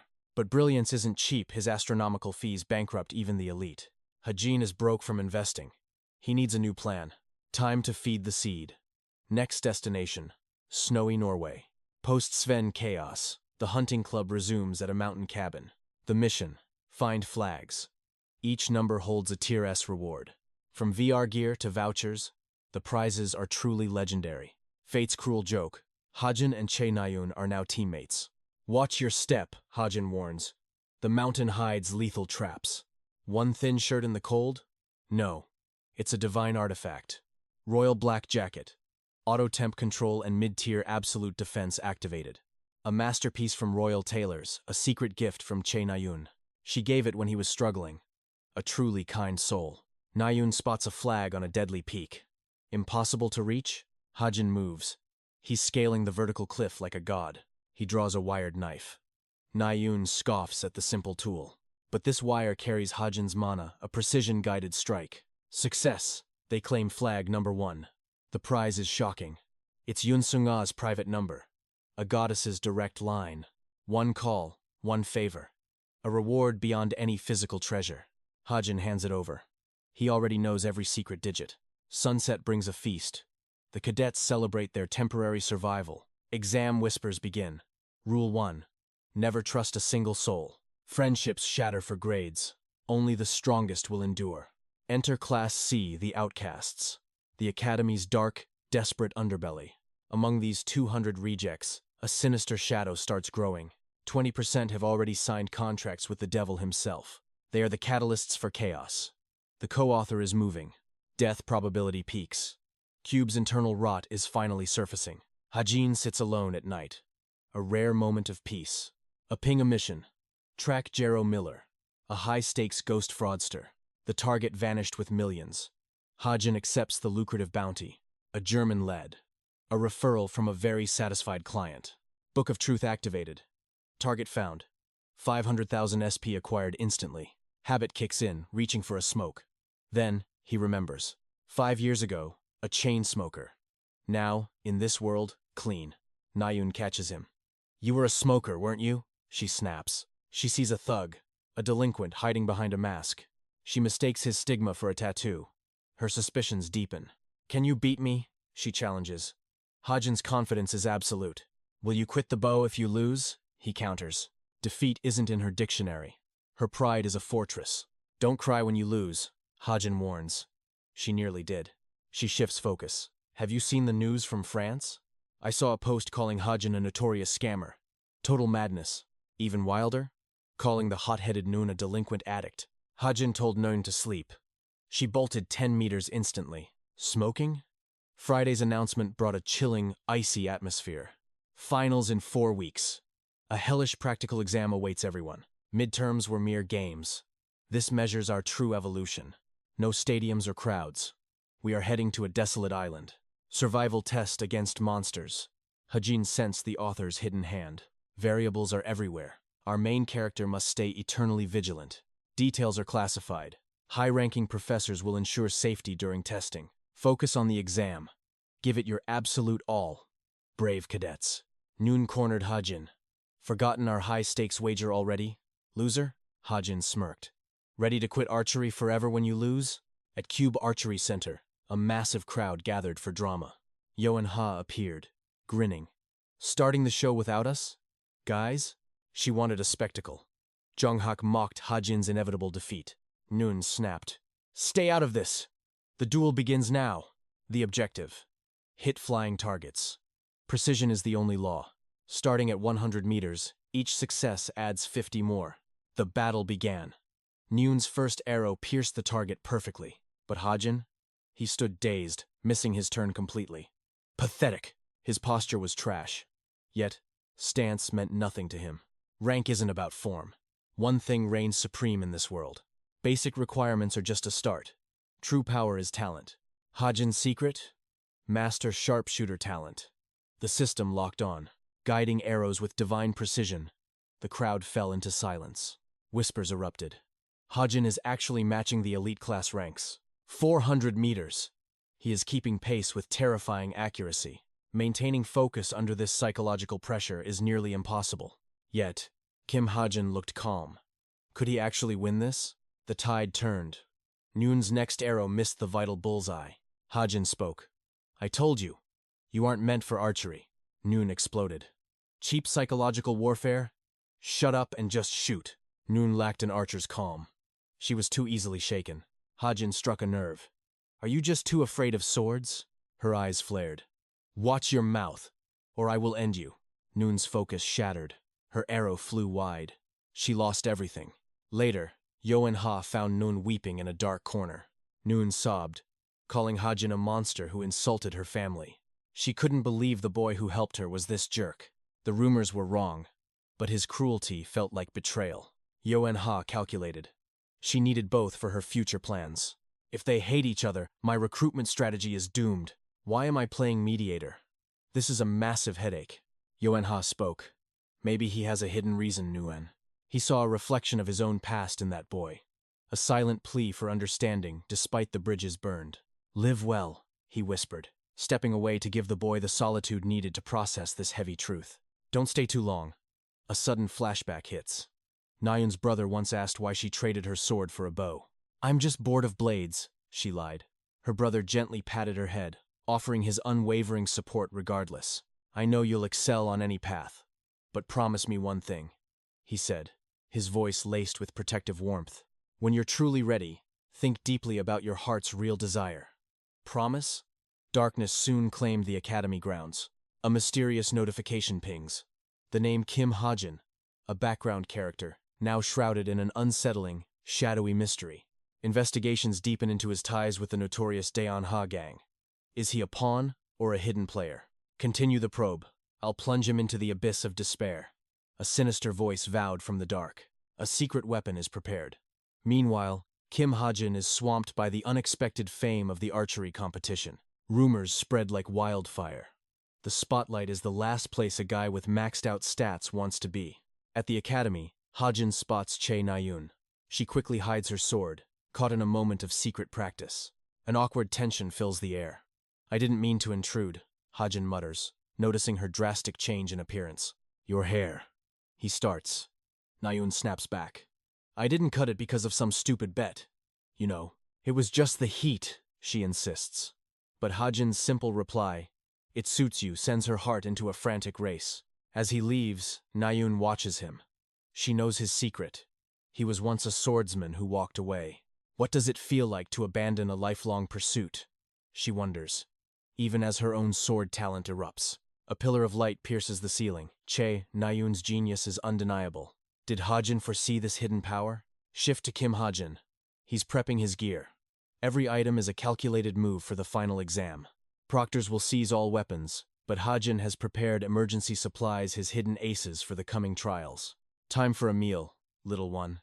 The mysterious egg is pulsing with life, ready to hatch into something legendary. A newborn evangel isn't just a pet, it's a god-tier companion. Keeping it in a dorm? Only Ha-jin would. At a luxury hotel, the boss of the chameleon troupe is plotting. A dangerous, hidden game is afoot. "You're seriously infiltrating the final exam in that outfit?" Jane asks, skeptical of the boss's bold, risky disguise. "There's a target I must test and a relic I must reclaim," the boss declares with cold determination. No one can stop her. Jane begins briefing her on the identity she'll steal, every habit and speech pattern. Memorize it all. Jane feels a chill. This isn't just a mission. It's a storm brewing at the academy. Elsewhere, social butterfly Yu Yeonha is bombarded with messages. "Still no boyfriend? You must be so lonely." These are the friends from the boss's stolen intel. Playing a mere cadet? Child's play for this legend. But then, she locks eyes with Kim Ha-jin. The air turns heavy. Why is the troupe's boss here? Under the alias Seon, the leader blends in. But Ha-jin knows this isn't part of the original story. The written exams end. The final semester begins. Ha-jin watches Seon, wary of her every mysterious move. Her presence is a glitch in the plot. To survive, Ha-jin decides to keep her close and observe. He tries to engage but gets nothing but a cold soda. Her goal? Likely testing this world's protagonists. The final exam. 5 days of island survival. Hunt monsters or hunt each other, the law of the jungle. A massive 200 points for defeating a pro-hero proctor. But who's crazy enough to challenge gods? Cadets are deployed. Ha-jin immediately tracks down Chae Na-yoon. He needs to move before the villains strike. "Team up with me." He knows she's the target of a brewing malice, but Na-yoon stubbornly refuses help. Fine. He shares his coordinates anyway. He won't let a twisted co-author ruin his path to survival. Chae Na-yoon is a whirlwind of steel, cutting through monsters. But she's lost, wandering deeper into the wild. She slaughters everything in her path. But with no food or rest, even a genius has her limits. Na-yoon was the primary target. She was in grave danger during this exam, yet she stubbornly refused any help. Regardless, Ha-jin tracked her location. He wouldn't let that co-author villain run wild and ruin his story, not on his watch. Meanwhile, Chae Na-yoon was locked in fierce combat. But she was hopelessly lost, wandering deeper into the dark, monster-infested ruins. She had been slaughtering monsters non-stop since entry. Exhaustion was setting in, and her supplies were running dangerously low. Chae Na-yoon is on the verge of collapse. Suddenly, A mysterious light flickers nearby. Lured by the scent of food, she finds Kim Ha-jin. What are you doing here? He had supplies ready for this long exam. Truly, he is a hidden genius. A deal is struck. Food for half her points. Transaction complete. Time to eat. He feeds her like a beggar. Ha-jin's unexpected meeting with Che Na-yoon changes everything. Later, Ha-jin hacks the drone server. Everything is proceeding exactly as he planned. Elsewhere, Rachel is starving. She is met only by the cruel, mocking smiles of others. Morning comes. Na-yoon whispers to her bag. Stay hidden while I am out, cutie. Wake up, Na-yoon. I'm packing the tent. Ha-jin remains cold and indifferent to her. The real test begins. Cadet versus cadet. It is time to neutralize the dangerous threats. Ha-jin suspects Jins are lurking among them. These are false humans with dark secrets. There is a massive difference between human pawns and those contracted to true devils. Some are mere experiments, fueled by fragile magic. They are destined to go insane. The core members are monsters. Only a few can survive the brutal side effects. Rachel is the sole survivor of the experiment.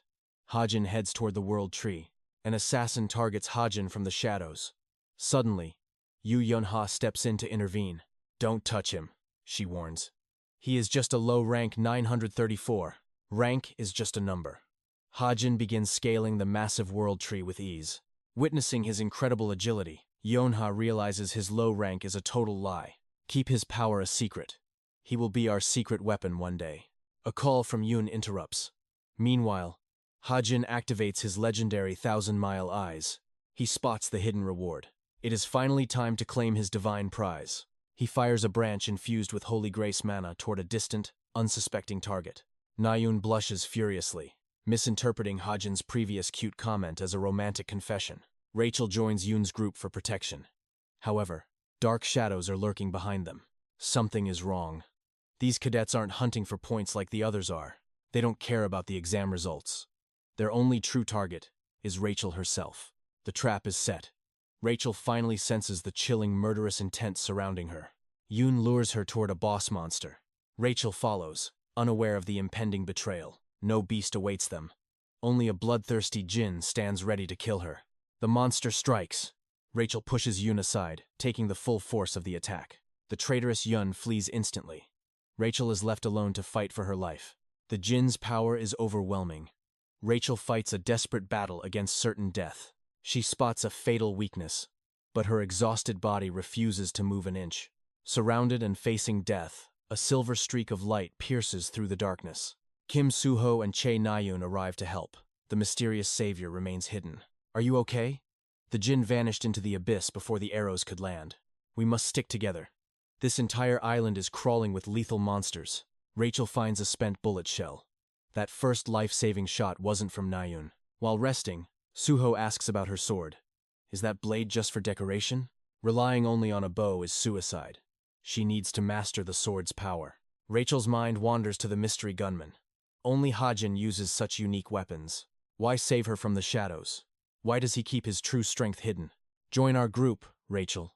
We are much stronger if we fight together. Soo-ho offers. I am sorry, she replies. I must walk this lonely path by myself.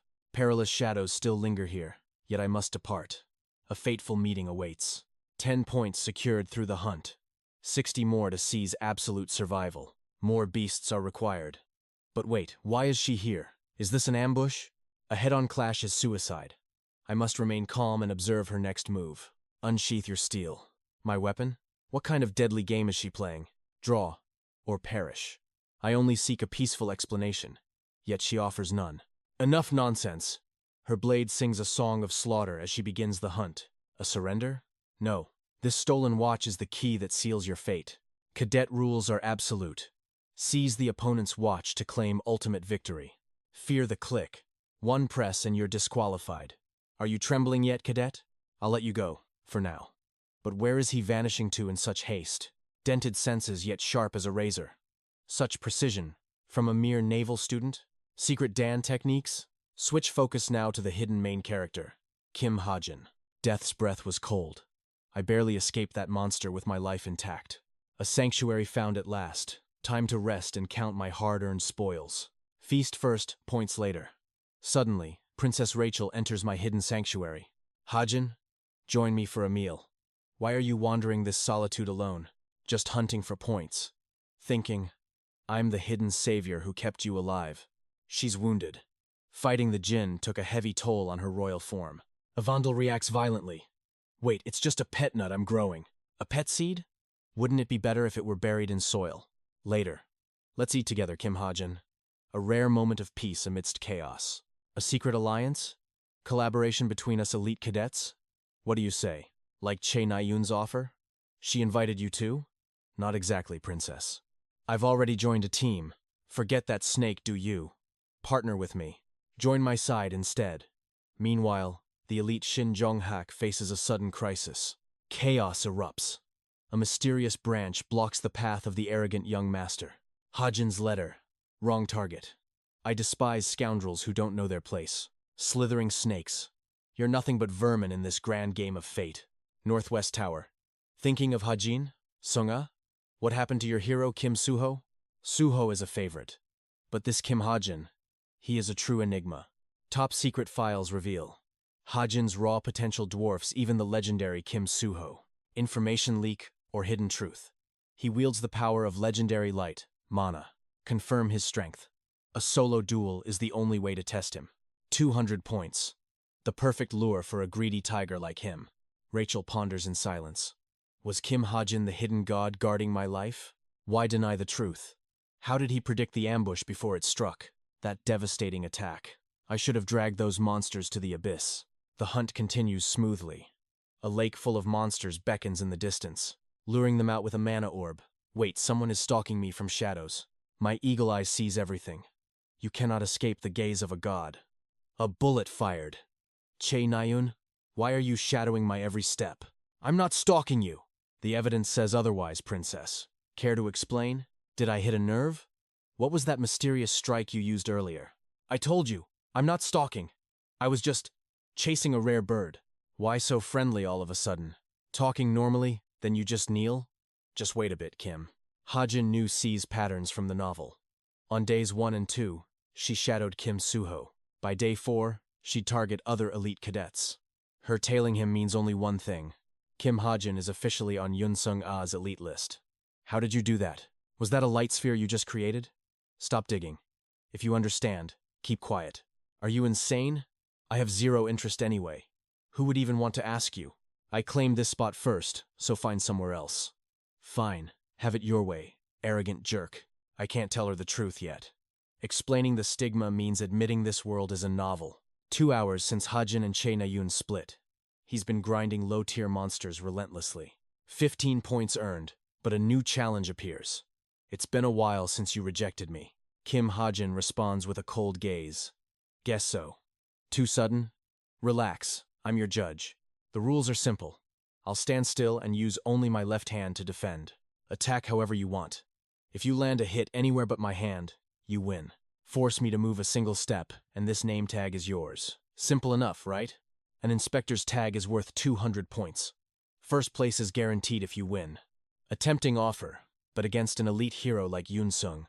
Ah? What's your move? Will he retreat or accept the challenge? Let's see the true extent of your hidden power. He conjures light spheres and wields lethal pistols. The reports weren't just empty rumors. She deflects mana bullets effortlessly without using energy. A direct assault is useless here. A swordsman turned sniper? Mixing blades and bullets was a wise choice indeed. Ha-jin fires a mana barrage, but C shatters it all. A hidden weapon strikes from afar. Too far for her hand to reach? Not for C. Ha-jin seems completely outmatched now. Incredible. You shifted the knife's path with mana? What kind of skill is that? You're like an onion, full of layers. Do you have any other hidden talents left? Suddenly, Ha-jin walks away, leaving C stunned. Where are you going? The fun just started. You moved. You promised to only use your hand. But you just used your feet.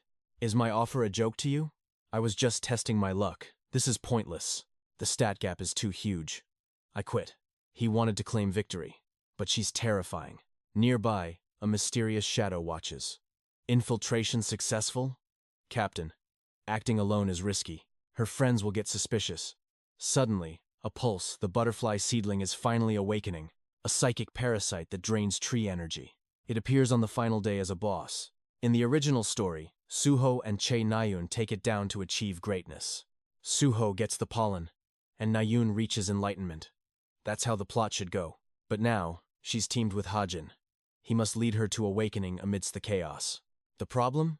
Hajin doesn't know the exact time or location the monster will spawn. Meanwhile, Suho and Chae Nayun are dominating. 20 hours remain until the test ends. Nayun asks Suho's thoughts on Hajin. Suho suspects him since the incident in Paris. He looks weak but ranks high and plays smart. Suho beams with a bright smile. Suddenly, giant roots erupt. The forest is screaming. Hajin senses the anomaly immediately. Hajin and Chae Nayun race toward the source of the disturbance. Suho speaks with a radiant face as they converse together.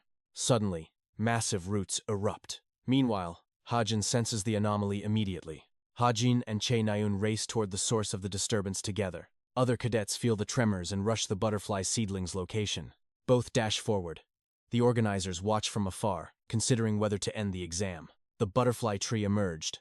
Sunga refused to intervene, demanding the cadets evolve through this trial. Chae Yunha's blade was sharp, but the monster's roots regenerated instantly against her strikes. No matter how many roots fell, more appeared. They had to strike the core body. Suddenly, the cocoon split. A colossal, nightmare-inducing butterfly emerged from the dark depths. Toxic pollen flooded the area, knocking everyone out. Only Kim Suho stood his ground. Kim, Hajin, and Rachel arrived. Hajin had predicted this entire disaster with godlike precision. Seeing the fallen cadets, Hajin's secret plan moved into its final, decisive stage. Hajin would snipe the beast while Rachel acted as his absolute, unbreakable shield. Hajin fired, but it dodged. Rachel's blade shredded every root that dared approach them. A hidden root struck. Rachel saved Hajin, but was knocked unconscious by the impact. Roots swarmed Hajin, but Suho intervened. A mysterious seed suddenly latched onto Rachel. The seedling began healing her. Hajin only had 3 fire attribute bullets left now. Hajin asked Suho for help. They had to end this fast against this speedster. This wasn't a normal monster. To kill it, Hajin needed a point-blank sniping shot. Suho acted as the bait. Together, they charged forward with overwhelming, legendary focus. Suho's sword Saint Mana felt stronger. He looked at Hajin and felt a chill. Hajin seemed like a being who knew every hidden secret of this entire world. Suho didn't know the truth. This world was a novel created by Hajin himself. The fiction Hajin once wrote was now a reality breathing right in front of him. In that moment, Hajin felt like he was observing his own divine creation. He realized his fate. He was the ultimate extra with a god's forbidden knowledge. Hajin found the perfect angle and fired. A blazing fire strike hit the monster. The firepower wasn't enough. Suddenly, a massive surge of dark energy joined the fray. It was the boss. Suho delivered the final blow, and the monster crumbled instantly. The boss wanted the pollen, but Hajin stopped her. He knew its legendary value. Suho needed that pollen for future wars. The boss was shocked Hajin was awake. Ether's defense had shielded him. She couldn't believe he stood against the sleep effect. Suddenly, she dragged him into darkness, suspecting his mana was something truly special. She realized Hajin's mana was anti-magic, a power that defied all logical laws. If his entire pool was anti-magic, Hajin was a legendary, priceless resource. It explained how he saw Rachel's talent. He only needed his eyes to see. To the boss, Hajin was a diamond she could never afford to let go. She traded the pollen for his number. Hajin had finally secured the vital item. Now he had to give it to Suho without raising any unnecessary suspicion. Suddenly, he remembered the seed. The Evo seed was glowing with a blinding light. It was blooming. Soon after the battle, Rachel finally woke up from her slumber. She saw a child. Her wounds were healed by a familiar, warm energy. She drifted back to sleep. The child spoke. "Papa, Mama is sleeping again." Hajin now had a daughter. 4 days later, the academy's evaluation finally ended. Supervisors were shocked by the tree, but the cadets had already triumphed together. The 4 heroes who killed the tree were awarded massive, game-changing bonus points. Chae Yunha approached for answers, but Hajin gave her a cold, sharp warning. He warned her about using unfamiliar weapons. He knew she was still afraid. If she kept training, she'd become invincible. She was a born swordmaster. Hajin returned home. The little girl ran out. "Papa, where were you? You promised." "I got your snacks, but Evangel, stop calling me father." People will seriously misunderstand, Kim Ha-jin warned the girl. He hid her as a seed in the dorm. Finally, the little girl was able to enjoy a delicious, peaceful meal. Next objective: butterfly dust. This substance clings to mana users, awakening their hidden and legendary latent potential with power. The description is simple, but the outcome depends on the target, be it a human or a powerful, mystical item. In the original story, Rachel and Kim Suho claimed it. Kim Ha-jin must decide who truly deserves this gift. Meanwhile, Rachel is lost in thought about the child she saw earlier. It felt like a dream she'd encounter again. The next day, Yu Yonha meets Kim Ha-jin. Together, they head toward the prestigious Essence of the Straight Guild headquarters. The guild experience system allows cadets on leave to shadow active heroes and observe elite professional operations firsthand. Domestic guilds have the right to handpick the cadets they want, starting with the highest-ranking organizations in the country. However, each guild only selects 3 cadets from the first and second years. It is an incredibly narrow window. Cadets ranked below 300 stand 0 chance. Given Kim Ha-jin's entry rank, his prospects looked completely hopeless. No matter how well he performed on finals, breaking into the top 3 seemed like an impossible statistical dream. Suddenly, Kim Ha-jin's phone rings. A notification arrives from the Essence of the Straight. You have been officially selected. This elite hero experience is packed with missions. If a task is too difficult, headquarters must take over immediately. Yu Yonha was the one who added Kim Ha-jin. As the guild leader's daughter, she has immense hidden influence. They head to the analysis room. Since Ha-jin is rank 1 in theory, he's given a special, exclusive VIP tour. Their guide is Park Sang-go, a mid-rank hero and Yonha's right hand. He acts like a kind, reliable mentor. If Ha-jin wasn't the author, he'd never suspect him. Sang-ho is a traitor who will eventually betray the young princess. Next, they meet Lee Jina, another mid-rank hero. She immediately mocks Ha-jin for his low rank of 934. Jina is currently the second in command to the vice captain. She harbors a cold, hostile attitude toward Princess Yu Yonha. Though she's an antagonist now, she'll eventually become Yonha's loyal vice captain. These players are crucial for the dark future. Jina scoffs that theory ranks are useless. She dumps a massive pile of complex paperwork on Kim Ha-jin's desk. Ha-jin's eyes flare with determination. He refuses to back down and decides to finish every single page right now. He starts calculating variables for dungeon targeting. These are equations no ordinary cadet could ever hope to solve. But with his special observation and reading skills, the correct answers appear automatically before his very eyes. Just as he reaches the final line, Jina snatches the papers away. Ha-jin is left fuming at her extreme pettiness. Moments later, Kim Ha-jin and Chae Na-eun cross paths. She was the person Yu Yonha had been waiting for. The scene shifts to Yi Jin-hyuk's office. A month of digging into Kim Ha-jin's past yielded almost nothing. His history is a mystery. Who are these fathers he mentions? Why is he truly a nameless, faceless orphan? Even for a professional, it's a tough case. Yet, the more Ha-jin hides, the more Jin-hyuk's curiosity burns. Back with the team, a mission is looming. They must remain ready for orders the moment the call comes. Chae Na-eun arrives late after a secret meeting with her grandfather. Suddenly, Yu Yonha leaves to answer a call. It's her uncle, Jin-hyuk. He teases her about being too busy to find info, making her face turn green. He asks if Ha-jin wants to find his parents. Yonha is certain, as Ha-jin knows every criminal on the list. She suspects his parents are tied to the Kwang-o bunker massacre. Hearing this, Jin-hyuk abruptly hangs up. 16 years ago, monsters overran Kwang-o. A horrific slaughter occurred in Bunker 18, leaving absolutely no survivors. 18 civilians and 9 heroes were massacred.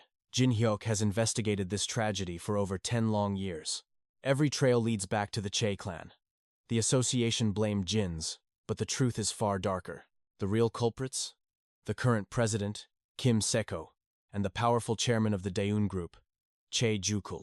But the most shocking name on that list of killers was Chae Na-eun's very own older brother. The weight of this secret is immense. If the truth comes out, the entire hero world will crumble. Meanwhile, Ha-jin continues to grow stronger, unaware that his past is being unraveled by those around him. Every calculation, every move he makes, pushes him closer to the center of this ancient, bloody conspiracy. As a background character, he holds the keys to a destiny that even the gods have forgotten. The real battle for the truth is just beginning, and the stakes are higher than anyone can imagine. To Chae Jukul, Hiring assassins was just another cold business transaction. But Kim Ha-jin's parents were the true victims of that tragedy. Is he seeking vengeance?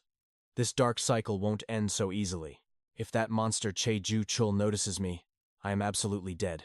Suddenly, a massive stone golem emerges, blocking their path forward. Che Na-yoon reacts instantly, lashing out with her spirit threads. Park Sang-ho strikes hard as Kim Ha-jin finally catches up. Na-yoon lunges with her blade but takes a devastating, crushing blow. In that lethal moment, Ha-jin's hidden power intervenes to save her. "Focus on range!" Ha-jin shouts, guiding her toward her true talent. Her mana pool is massive, far surpassing any ordinary hero. With power exceeding even Kim Soo-ho, her sword energy explodes. One strike obliterates everything. The battle is finally at an end. Amidst the dust, Ha-jin senses a mysterious, lingering gaze nearby. Elsewhere, Lee Jin-ho stares at Ha-jin's profile in absolute shock. "Ha-jin, we need to talk. Reply to me the moment you see this." She expects him at the guild. Unaware, he has already moved on. Ha-jin knows their guild's corruption and refuses to be their puppet. He trolls her. "I'm just another face in the crowd, number 934. Give others a chance." He leaves the arrogant recruiter speechless. While Evandel sleeps, Ha-jin prepares the mystical butterfly powder. He shares the treasure with Kim Soo-ho and Rachel. Since his body is weak, he pumps everything into his ether. Ether glows brilliantly, absorbing the rare essence in an instant. Che Na-yoon's messages are annoying, yet the feeling is strangely new. The background extra has finally stepped onto the main stage. Che Na-yoon discovers Ha-jin ditched the guild and fumes with rage. She blames Lee Jin-ho's arrogance for losing such a hidden genius. Meanwhile, Ha-jin's story points skyrocket from his bold trolling. Luck triggers. His point pool overflows with massive, unexpected gains. Messing with high rankers proved more profitable than he ever imagined. Knowing his physical limits, he chooses a specialized, godly path. He gambles all his points into a weapon-based master talent. It's a high-stakes play relying entirely on his insane luck. Ha-jin begins rewriting his destiny using the system's ultimate power. Luck triggers, restoring the quality of his downgraded hidden skill. He unlocks Random Enhancement, a tier-shattering ability for his arsenal. It can boost weapon stats by up to 100%. The power resets daily, making every battle a high-stakes gamble. It's an unstable yet divine power for a mere background extra. Ha-jin isn't fully satisfied, but he's ready for the coming chaos. The upcoming England trip demands this overwhelming, explosive strength. He spent his entire break pushing his body's absolute limits. Hard work alone won't suffice. He needs absolute, crushing power. His stats remain low, but Aether has finally evolved. The formless liquid stigma fuses with the host and weaponry, granting a devastating and unpredictable power boost. Hidden potential awakens. His physical stats surge by 0.7 as ancient soul power finally surfaces. With color and texture perfectly refined, Kim Ha-jin prepares to test this newfound divine modification immediately. Guns were too complex, so he infused a blade instead. Success! The system recognized his masterful crafting. Random enhancement triggered. His mundane gear jumped from level 1 to 4 in a brilliant flash. It looks like a common blade, but its hidden lethality rivals legendary artifacts from ancient myths. A deceptive weapon indeed. This plain shell will lure enemies into a fatal mistake before piercing hearts. Bidding Evandel farewell, Kim Ha-jin departs for the club. Meanwhile, the scene shifts to Yu Yeonha's side. The deal with Cube was struck. A trusted manager takes over while they track the mysterious cadet. The Royal Association facilitates the contact, but Kim Ha-jin's team is already headed for Clancy Islet, Plain. Clancy Islet is a floating fortress of wealth, owned by the British government and fueled by greed. From elite auctions to corporate galas, this gold mine is where the main story finally begins. A massive event looms at 7 o'clock. Until then, the cadets are granted total freedom to explore. Che Na-yoon drags Kim Ha-jin, Kim Soo-ho, and Yu Yeonha toward the island's most extravagant casino. Presenting his ID, Kim Ha-jin enters the den. Just as he thought, Jin has already infiltrated this place. Global criminals are gathering for the 7 o'clock event. They all want the same prize hidden there. Kim Ha-jin smirks. In this den of temptation, his max stats and luck are about to be utilized. He drains the slot machines in 2 hours, while Che Na-yoon loses everything to the rigged tables. Na-yoon is left sobbing as the scammers gloat. Their leader, Boss, is a key figure from Ha-jin's novel. Ha-jin didn't care about a rich girl's pocket change, but he couldn't let a con artist win. Stepping into the arena, Ha-jin faces a minimum buy-in of 100,000 won for 7-card stud. Kim Ha-jin goes all in immediately, his eyes piercing through the deck like a literal gambling god. He doesn't need to flip his cards. He sees the boss holding aces and jacks. A powerful hand. To crush him, Ha-jin needs 4 of a kind, a miracle hand rarer than winning the national lottery. Down to his last cent, Ha-jin is cornered. Boss eyes the mysterious ring hanging around Ha-jin's neck. Che Na-yoon tries to pull him away, offering to cover his debts. But Ha-jin remains perfectly calm. He won't lose. That ring is priceless, so he demands boss's own bracelet as the final stake. The atmosphere is electric. The values are matched. It's finally time to show the world the winner. Boss flips a full house, laughing in triumph. He thinks he's won, but fate is a fickle mistress. Ha-jin reveals his hand. 4 of a kind. The table falls silent. The impossible has become reality. Boss turns pale, screaming in denial. But the victory is absolute. Kim Ha-jin has claimed the prize. He collected the obsidian bracelet of 𝒕𝒂𝒕𝒔, a divine relic capable of absorbing infinite damage and mana. It converts every strike into raw magical energy, automatically recharging the user's power during any battle. The patterns on the bracelet absorb mana from the air, ensuring the wearer never runs completely dry. Boss was a fool who never realized its true worth. To him, it was just a useless trinket. The mana was trapped inside, unusable by the owner until Kim Ha-jin adds the final missing inscription. Boss wouldn't have discovered this for a year, but the author of this world knows every secret. Ha-jin will carve the runes himself, buffing his body to god-tier levels with this stolen artifact. The group reunites. Loaded with cash, Ha-jin buys high-end designer gear, though his style remains flashy. Suddenly, Hunter Kim Jun-woo approaches Che Na-yoon. But someone is watching Ha-jin from the shadows.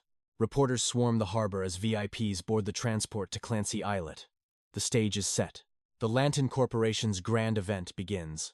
The legendary white crystal is finally going on display. Global media focuses on this spot. Everyone is waiting for the arrival of the mysterious CEO Zenon.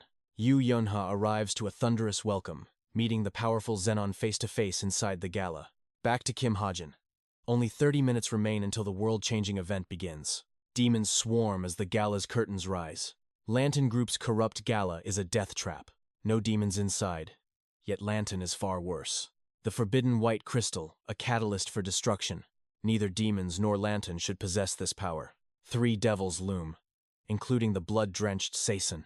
Leader Kim Ha-po arrives. Ha-jin has no chance. A mysterious beauty approaches the leader, finds Ha-jin. Suho enters. Ha-jin introduces old friend Li Xiaobang. Yun-woo suspects a rat. The ceremony finally ignites. Xiaobang vanishes mid-mission, leaving Yun-woo totally confused. Rachel spots Ha-jin wielding her gifted sacred artifact. Welcome, elite prey. CEO Jelen takes the stage. Mana, the primeval force behind all physical creation. The white crystal, nature's rarest, most volatile treasure. Tonight, Lantern reveals their mastery over divine stones. Rachel spots puppets. The security is a lie. Disaster nears. Ha-jin slips into the cold darkness. Rachel tracks Ha-jin, sensing a world-altering event. This hall hides a relic of ancient terracotta. An impenetrable floating island? Someone forgot the airships. Ha-jin infiltrates the forbidden sector, the rooftop. Locked? No matter. Ha-jin reveals his secret hammer. A rusty tool? Rachel stares in utter disbelief. No weapons allowed except for Ha-jin's strange tool. Smash! The rusty hammer obliterates enchanted mana steel. Murder! A thief snatches the priceless white crystal. Hero Kim Seryong strikes, but air hits air. Shadow clones! The high-rank hero chases ghosts. Mutated monstrosities emerge, cornering the brave Suho. Yun-woo arms Suho with a demon's jagged blade. 8 clones emerge. Ha-jin already wrote this script. East is a decoy. The hero bites bait. South is a facade. The crystal remains hidden. Cadets were allowed tools, but Ha-jin's choice was bizarre. Could he really use that rusty, ancient hammer to break through? No way a normal hammer breaks a steel alloy door, they thought. But with one swing, Ha-jin shattered the barrier effortlessly. It looked so easy, yet it defied logic. Meanwhile, the exhibition party had turned into a bloodbath. Chaos reigned supreme. A thief seized the white crystal, but a sudden ambush stopped him cold. Impressive. The thief sneered, dodging a lethal strike. You've got some annoying tricks. The high-rank hero, Kim Tung-thun, roared. I will be your final opponent today. Before the hero could strike, the thief split into dozens of clones. He vanished into the shadows, leaving his pursuer confused. The hero stood paralyzed, unsure of who to chase. Meanwhile, the scene shifted to Kim Suho, who faced a new crisis. Mutated demons swarm the island. Junwoo tosses Kim Suho a blade looted from the fallen beasts. The island is overrun. Just like the original novel, the enemy splits into 8 to escape. The first one flees east. A hero gives chase, but he doesn't carry the prize crystal. Southern escape fails. Disguised demons flee, empty-handed. The crystal is still nowhere to be found. To the north, the original plot dictated that Boss Near was the primary target chasing the crystal. Kim Ha-jin watched her battle unfold. Even though he was the one who designed her stats, her overwhelming power was still terrifying. As expected, the white crystal fell to the chameleon troop, but the script had flipped. This Near was just a clone, and the crystal was missing. The storyline was diverging, yet Kim Ha-jin received no system alerts. This wasn't a scripted event. Random variables were warping reality itself. Desperate and lost, Kim Ha-jin realized he had to act now. There was no time left for second-guessing. He had to gamble on a move he'd never tried. Channeling his sheer will, he ignited the stigma's mana. He focused every drop into his 1,000-mile eyes. Success! He traced the crystal's resonance directly to a fleeing vehicle and locked onto his target. His body screamed from mana overload, but time was a luxury he didn't have. He would hunt them personally, landing hard on the scorched earth. He didn't hesitate to borrow a nearby warhorse to give chase. Amidst the chaos of evacuation, Kim Ha-jin intercepted Chae Na-yoon and threw her a glowing mana sword. This legendary weapon, stolen from QS, was special. Its power scaled directly with the wielder's hidden potential. With Chae Na-yoon's dormant talent, her true strength could rival or even absolute crush any high-ranking demon. After arming her, he vanished toward the southeast. The final confrontation was only moments away. He finally drew level with the target. Without a second thought, Kim Ha-jin rammed his horse into the car. A man stepped out, acting as if he still held a winning hand against our protagonist. But the air changed as Ha-jin summoned the A-09-378 aircraft. It was time for a little heart-to-heart. Suddenly, a monstrous presence crashed the party. It was Cheok Jung-gyung, and the tension turned lethal. Chae Na-yoon had been taken hostage. Kim Ha-jin aimed his weapon, his eyes cold and unwavering. "Put that down while I'm being nice," the villain sneered. Ha-jin retorted, "Let her go first." The monster glanced at the girl. This brat? She was tracking the crystal like a persistent little ghost. She must be someone important. But tell me, can you shoot before I snap her neck? Kim Ha-jin didn't flinch. Try it. If she dies, you'll never get what you're after.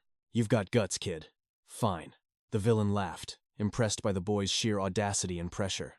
Chae Na-yoon was tossed aside as Ha-jin handed over the briefcase. A calculated sacrifice for survival. He couldn't control the artifact yet anyway. It was meant for Rachel and the British royalty.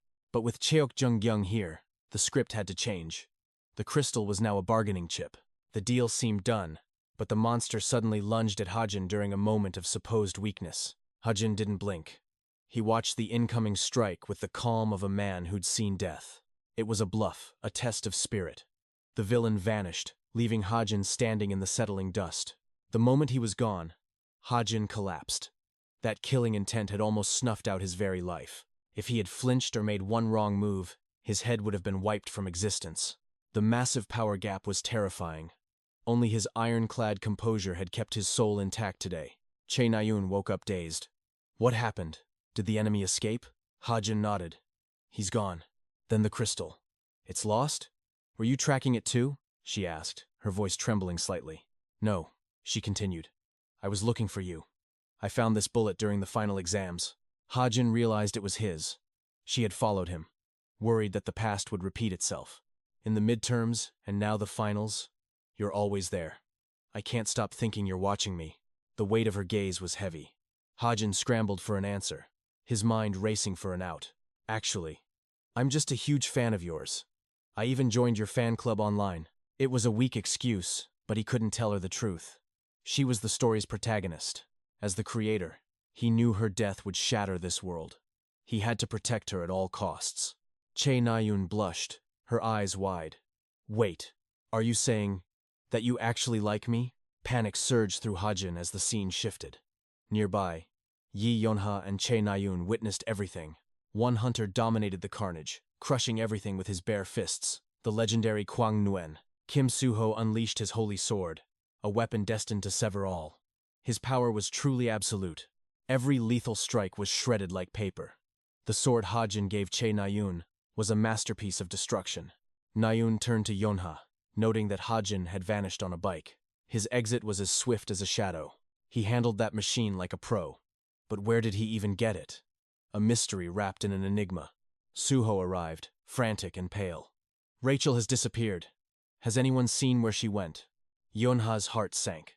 She was there just moments ago, before the demon horde descended upon them. Was she the target all along? A calculated kidnapping, executed under the cover of total carnage. As Yonha's rage flared, Rachel suddenly roared back on that motorcycle. The tension finally snapped into relief. Yonha froze, recognizing the bike. It was the same one Kim Hajin had used to disappear. Hajin rode off alone into the swarm, but Rachel returned in his place. The pieces began to fit. Yonha realized the impossible truth. Hajin had soloed the entire demon army, just to rescue Rachel. The scene shifts. Hajin walked calmly beside Nayun. "Where is the rest of your travel club?" "They're at the restaurant." Nayun huffed. "You're late. Move it. Dinner is on me tonight." Hajin sensed a shift in the air. Why was she acting so generous? Something felt strangely off. Nayun hesitated, the silence heavy between them. "Kim Hajin, can't we at least try to be friends?" Hajin's gaze turned cold as ice. "No, I don't think that's ever going to happen."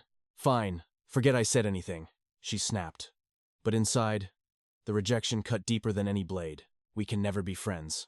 Because one day, I'll have to kill the person most precious to you." Returning home, Hajin brought fried chicken for little Evandel.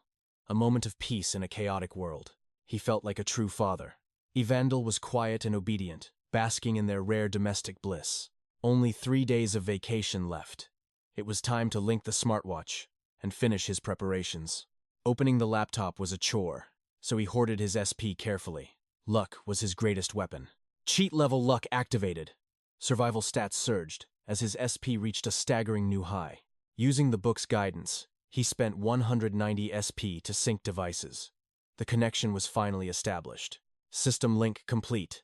This convenience was game-changing. Now, for the next phase of the plan. Hajin contacted his associate immediately. "Did you find it? I need that specific drone." "The Joja," the voice replied. "Even the basic models are costing a fortune, 150 million won." Hajin didn't blink. "Get me the high-spec version. Money is no longer an issue." "Are you serious?" "Dead serious. Just get it done under the company name." With 2,200 million won, 150 million was pocket change. He was playing a different game. The Chameleon Troop raid was coming. The masked boss was about to move, and Hajin's stocks would skyrocket. Vacation ended, and Cube was buzzing. The atmosphere felt charged as the second semester loomed ahead. He checked the original characters' statuses. Suho and Yonha stayed off the grid, while Rachel was being watched. Nayun seemed shaken after the casino incident. A temporary setback, but she was built to endure. He was glad they were safe. "Attention, cadets. A new semester, and new rankings begin today." Everything was about to change. New faces were joining the academy. Elite mages from across the nation. The transfer ceremony had concluded. 200 elite magic users were being integrated into Cube's ranks. Hajin memorized every key player. These mages were wildcards, in a story he knew too well. Among the crowd, a familiar face appeared. One of the priority targets he had carefully noted down. It was Tomer. Despite the disguise, he recognized that hidden power instantly. She was a variable in the plot, dangerous, unpredictable, and already moving to influence the main cast. Another unnecessary headache, Hajin sighed. Meanwhile, the scene shifts to a massive new residence. "Hajin, is this our new home?" Evandel's eyes sparkled. "It's huge. I love it here." His rank had skyrocketed, earning him a luxury estate. The background character was becoming a king. Kim Hajin jumped 600 ranks instantly.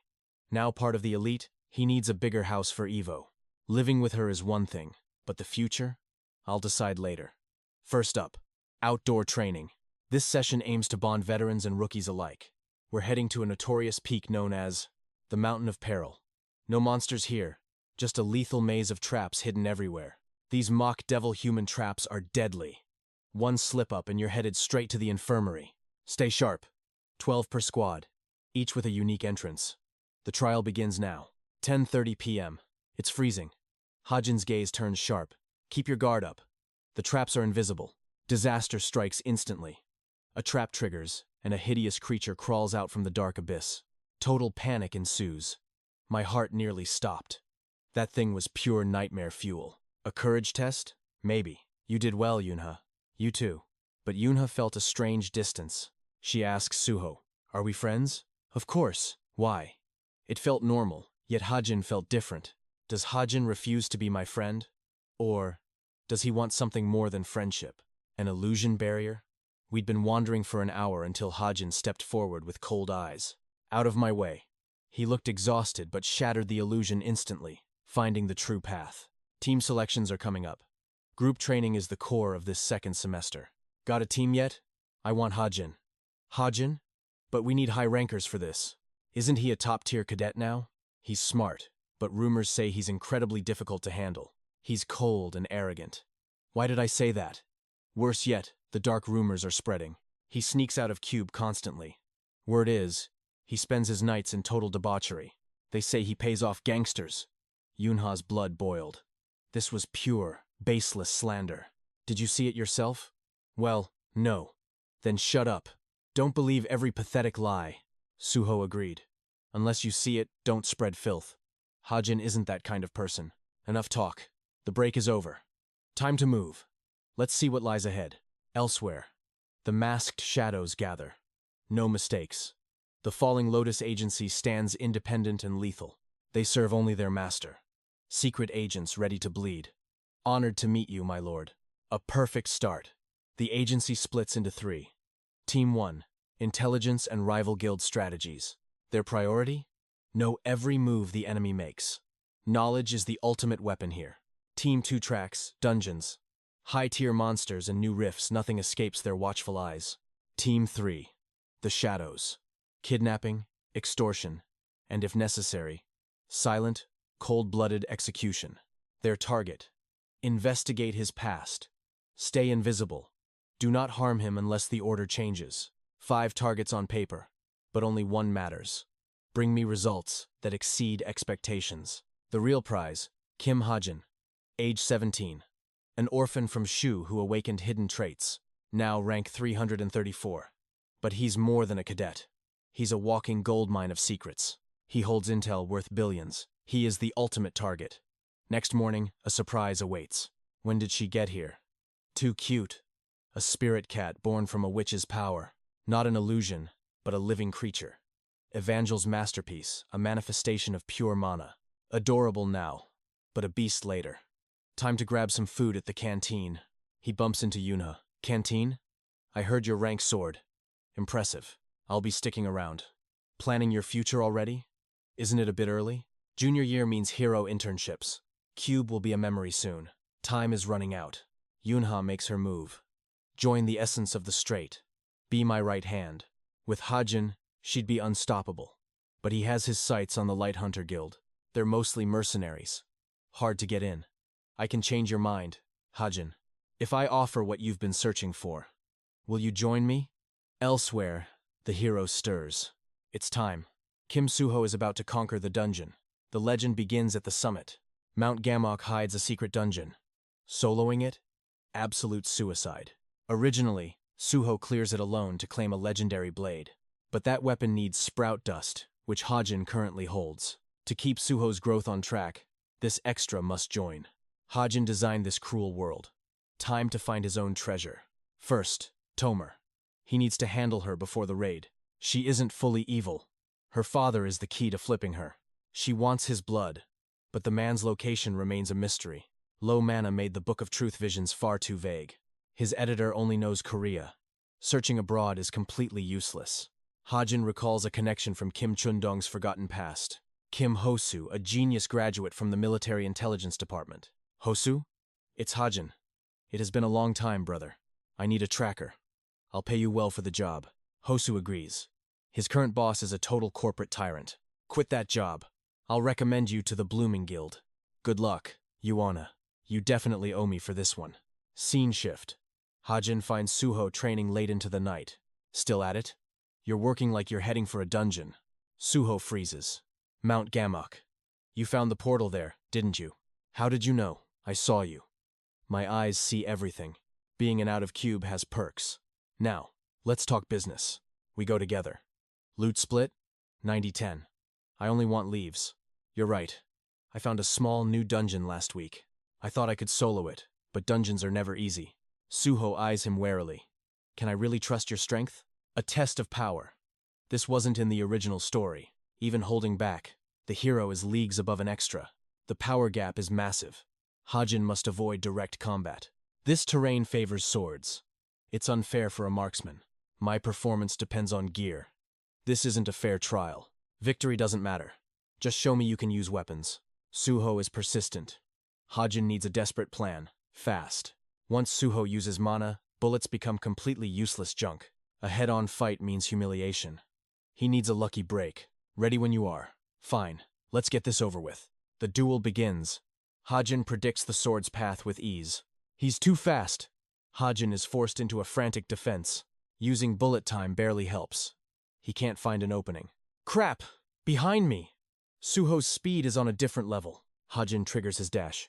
You actually managed to dodge that? Just a bit closer. Asterisk boom. Asterisk. A shockwave sends Suho flying. Satisfied? Hajin hadn't invested in that cadet uniform for nothing. A clumsy trap. Anyone who touches it triggers a kinetic explosion. One use, 10-minute duration. But it earned the hero's respect. We lost, but trust me. At the Sugon factory, I've dismantled the relic as requested. Was it wise to break it? That rare treasure was pricey. But don't worry. I have a scheme to double its legendary value right now. If we use this device, we can replicate it. Activating the system. The duplication process begins here in England. These replicas are forged from fragments. No complex refining is needed. It crafts relic components using simple crystals alone. Test results prove this weapon's potential exceeds low-tier relics. Its power output is truly on a whole different level. One relic creates 30 blades. With enough mana and time, we can forge 6 more high-quality spirit swords easily. Selling each for 800 million won nets us 5 billion total. We've literally found a golden goose here. This is magnificent. Truly a masterpiece plan. But wait, I have critical intel regarding our next major move. The Masked Devil's Master is already raiding the Sugon lair. That mysterious target is our next objective, isn't it? Exactly. Our Wicked Grace Guild will strike first and seize everything. Meanwhile, Suho watches Hajin from the shadows. Suho analyzed Hajin's movements. They seemed slow and full of openings, yet that final strike was impossibly fast. Was it explosive mana or hidden physical stats? No matter how I think, his power defies all common logic. Being too strong attracts unwanted danger. Hajin must be hiding his godlike stats just to protect his peaceful life. I thought I was the only one hiding power, but he's the same. Suddenly, Suho hears Nayun training nearby. He approaches her. Training your swordsmanship this late? Nayun blushes, claiming she's just working on her basic stamina. Suho mentions meeting Hajin earlier. He then corrects Nayun's sword grip before leaving her to rest for the night. Nayun struggles with his advice. To clear her mind, she logs into a world-famous digital training game for heroes. It's Century Warrior, the global hit. Its tournaments are legendary, and the media constantly praises every season's winner. Unlike other games, stats and items don't exist here. Only raw combat skill and perfect body control bring victory. Nayun just wants to de-stress. She challenges a random wanderer whose win-loss record looks perfectly average to her. The match starts, but before she can even move, the system flashes defeat. Her rage boils over instantly. She demands a rematch, but loses repeatedly. This stress relief is making her blood pressure skyrocket instead. She begs for one more round.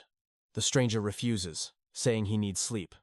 Nayun insists they duel whenever they meet. The man agrees and vanishes. After logging out, Hajin wonders about the stubborn girl he just crushed so easily. Hajin was merely testing his gear. His random enhancement skill is more overpowered than he ever dared to imagine. Despite low mana, the enhancement worked. His gaming rig is now a top-tier artifact, far surpassing any normal setup. His senses are sharpened by 44%. With his insane luck stat, 𝒕� is basically a god in-game. Suddenly, he catches a vandal snacking. He grabs the bread, warning her she'll get a stomachache if she eats more. 𝒕𒔂 pouts, wanting more treats. 𝒕𒔂 negotiates, promising to buy even tastier food tomorrow morning if she sleeps. After tucking her in, Suho texts him, "Let's meet on the second Friday of August." 𝒕𒔂 smiles. Everything is proceeding. His plan is perfect. The only task left is clearing the dungeon. For days, 𝒕𒔂 studies and trains relentlessly. One night, he realizes gaming has become a habit. That opponent was actually quite polite. He muses to himself. He initially thought they were a weirdo for attacking first. He hasn't even given his persistent rival a nickname. Thinking of Na-yoon's aggressive playstyle and temper, 𝒕𒔂 concludes his mysterious gaming rival must definitely be a boy. Meanwhile, the boy Na-yoon continues her sword training. She asks Suho if she's improved. He nods, noting her fluidity. Na-yoon beams. "I started gaming, and it actually helps." Suho is curious. "You mean Century Warrior? I've heard of it." All according to plan. It's day 6, and 𝒕𒔂 prepares for the final dungeon clearance. Stats grinding. Kim 𝒕𒔂 spends his days training hard, and his nights dominating the game. Gaming is now life. Surprisingly, his mysterious partner turns out to be actually quite polite. He once seemed like a total weirdo. Now, they're just nameless comrades who attack first. He's just hey. 𝒕𒔂 wonders about Na-yoon, but with that personality, it's surely a guy. The boy Na-yoon continues her sword training, pushing her limits to master every fluid motion. "Am I getting better?" Suho nods, impressed. "Your movements are much sharper and more natural." Gaming helped. Na-yoon beams with pride. A curious Suho asks, "Is it Century Warrior?" Na-yoon nods. Suho hasn't played it yet, but he's definitely heard about the game's legendary reputation. Na-yoon excitedly tells Suho that gaming isn't just a hobby, she's encountered a god-tier pro online. This player wasn't just skilled, he was a relentless beast who dominated every single ranked match. While others played boring defense, this mysterious warrior was different, always charging forward with insane aggression. His storm-like attacks terrified everyone, and watching him truly mastered her close-quarters combat instincts. Suho is impressed, wondering if this legendary figure could actually be a high-ranking hero in disguise. Na-yoon shakes her head, but then Kim 𝒕𒔂 suddenly appears, looking for Suho and noticing Na-yoon. Suho explains they just met during training, but 𝒕𒔂 doesn't waste time with small talk. 𝒕𒔂 pulls Suho away for their secret appointment, leaving a confused Na-yoon with a quick good luck. Watching them leave, Na-yoon wonders since when these two became such an inseparable, suspicious duo. Sensing 𝒕𒔂 is avoiding her, she decides to play detective and stealthily stalks them from behind. She overhears 𝒕𒔂 asking about her, causing her to blush before following them into a restaurant. As the boys discuss hidden fragments, a master of disguise suddenly approaches their table. It's her. 𝒕𒔂 instantly sees through the act. It's the icy Yonha trying to hide her commoner cravings. Yonha tries to fake her voice, but 𝒕𒔂 keeps teasing her about being the secret hamburger queen. He mocks her favorite snacks and invites the blushing heiress to drop the act and eat together. Her face turns beet red as she denies everything, even while Suho warmly welcomes her to join. The boys insist she stay, but Yonha's pride is currently undergoing a total, high-speed meltdown.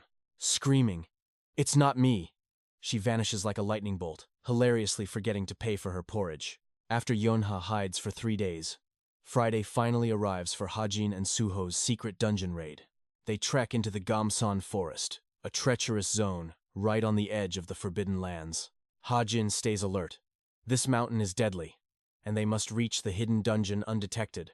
Suho finds the narrow crevice a hidden entrance that's nearly impossible to locate without a guide. Once inside, the path tightens into a death trap where escaping an ambush would be practically impossible. Unfazed, 𝒕𒔂 prepares for war, knowing the boss inside is a terrifying high-mid-tier monster. He spends XP to craft specialized light bullets, hoping to buy precious seconds against the beast. As they descend deeper, a hidden path suddenly manifests, shifting the very layout of the cave. 𝒕𒔂 activates his 1,000-mile eyes and senses a chilling, villainous energy rapidly approaching their location. Fate is cruel. They've just crossed paths with high-ranking antagonists in this dark, narrow abyss. Suddenly, a system alert screams. The Gamsan dungeon is expanding to accommodate a massive upcoming reward. The dungeon begins merging with the Sugon Devil's Nest, transforming into a hidden, demonic gateway. This means their simple hunt just turned into a full-scale war inside a secret demon stronghold. Checking the date, August 14th, Hajin realizes they've walked straight into a legendary, scripted disaster. This is the day the Wicked Face Guild raids the nest, a group of elite, murderous demon humans. 2 scouts are already lurking. Suho notices Hajin's grim expression and asks what has happened. Hajin warns him. Wicked Face is one of the most dangerous villain organizations in this world. Their members are monsters disguised as mid-tier heroes, making them lethal threats to any cadet. Taking them down won't be easy. But Hajin's godlike senses pick up their private conversation nearby. The villains decide to retreat to their main unit, fearing they'll be accused of stealing loot. Seizing the moment, Hajin decides to snipe the boss, immediately using the divine power of stigma. His vision pierces the absolute darkness, locking onto the boss's core from an impossible distance. As they face a horde of ghouls, the Wicked Face scouts realize 2 intruders are here. Suho is stunned in total darkness. Hajin is landing fatal hits with godlike, supernatural precision. Suho praises his incredible skill, but the cold MC tells him to focus. The hunt has begun. They carve through the annoying ghouls, pushing deeper until Suho discovers something strange on the walls. Ancient, glowing runes are etched into the stone secrets of a lost age waiting to be decoded. Decode these symbols. They coexist as one, yet one always follows the other. What am I? From a distance, they appear as one. Hajin ponders before shouting the final answer. Lightning! The wall carvings vanish instantly as the massive stone gates rumble open. They delve deeper, completely unaware of the sinister eyes watching from the shadows. The dungeon boss appears. Facing them is the terrifying destroyer swordsman. The monster grins wickedly. Suho trembles, unable to even track its godlike speed. Hajin snaps Suho back to reality. The boss hasn't moved an inch yet. Was it teleportation? Suho sweats, certain the blade was just at his throat. Don't fear, it ends now. Suho regains his composure, ready to face the blade. Suho, your talent borders on the divine sword. No swordsman can make you blink, Hajin warns him. That monster. Its very essence is the sword itself. The body is just a hollow shell. The true enemy is the cursed blade's voice. The boss strikes with overwhelming force, but Suho's defense holds firm. A massive explosion rocks the room. Suho flashes behind the beast, landing a strike. The boss laughs. Your body will be mine! Suho's blade gets caught in its flesh.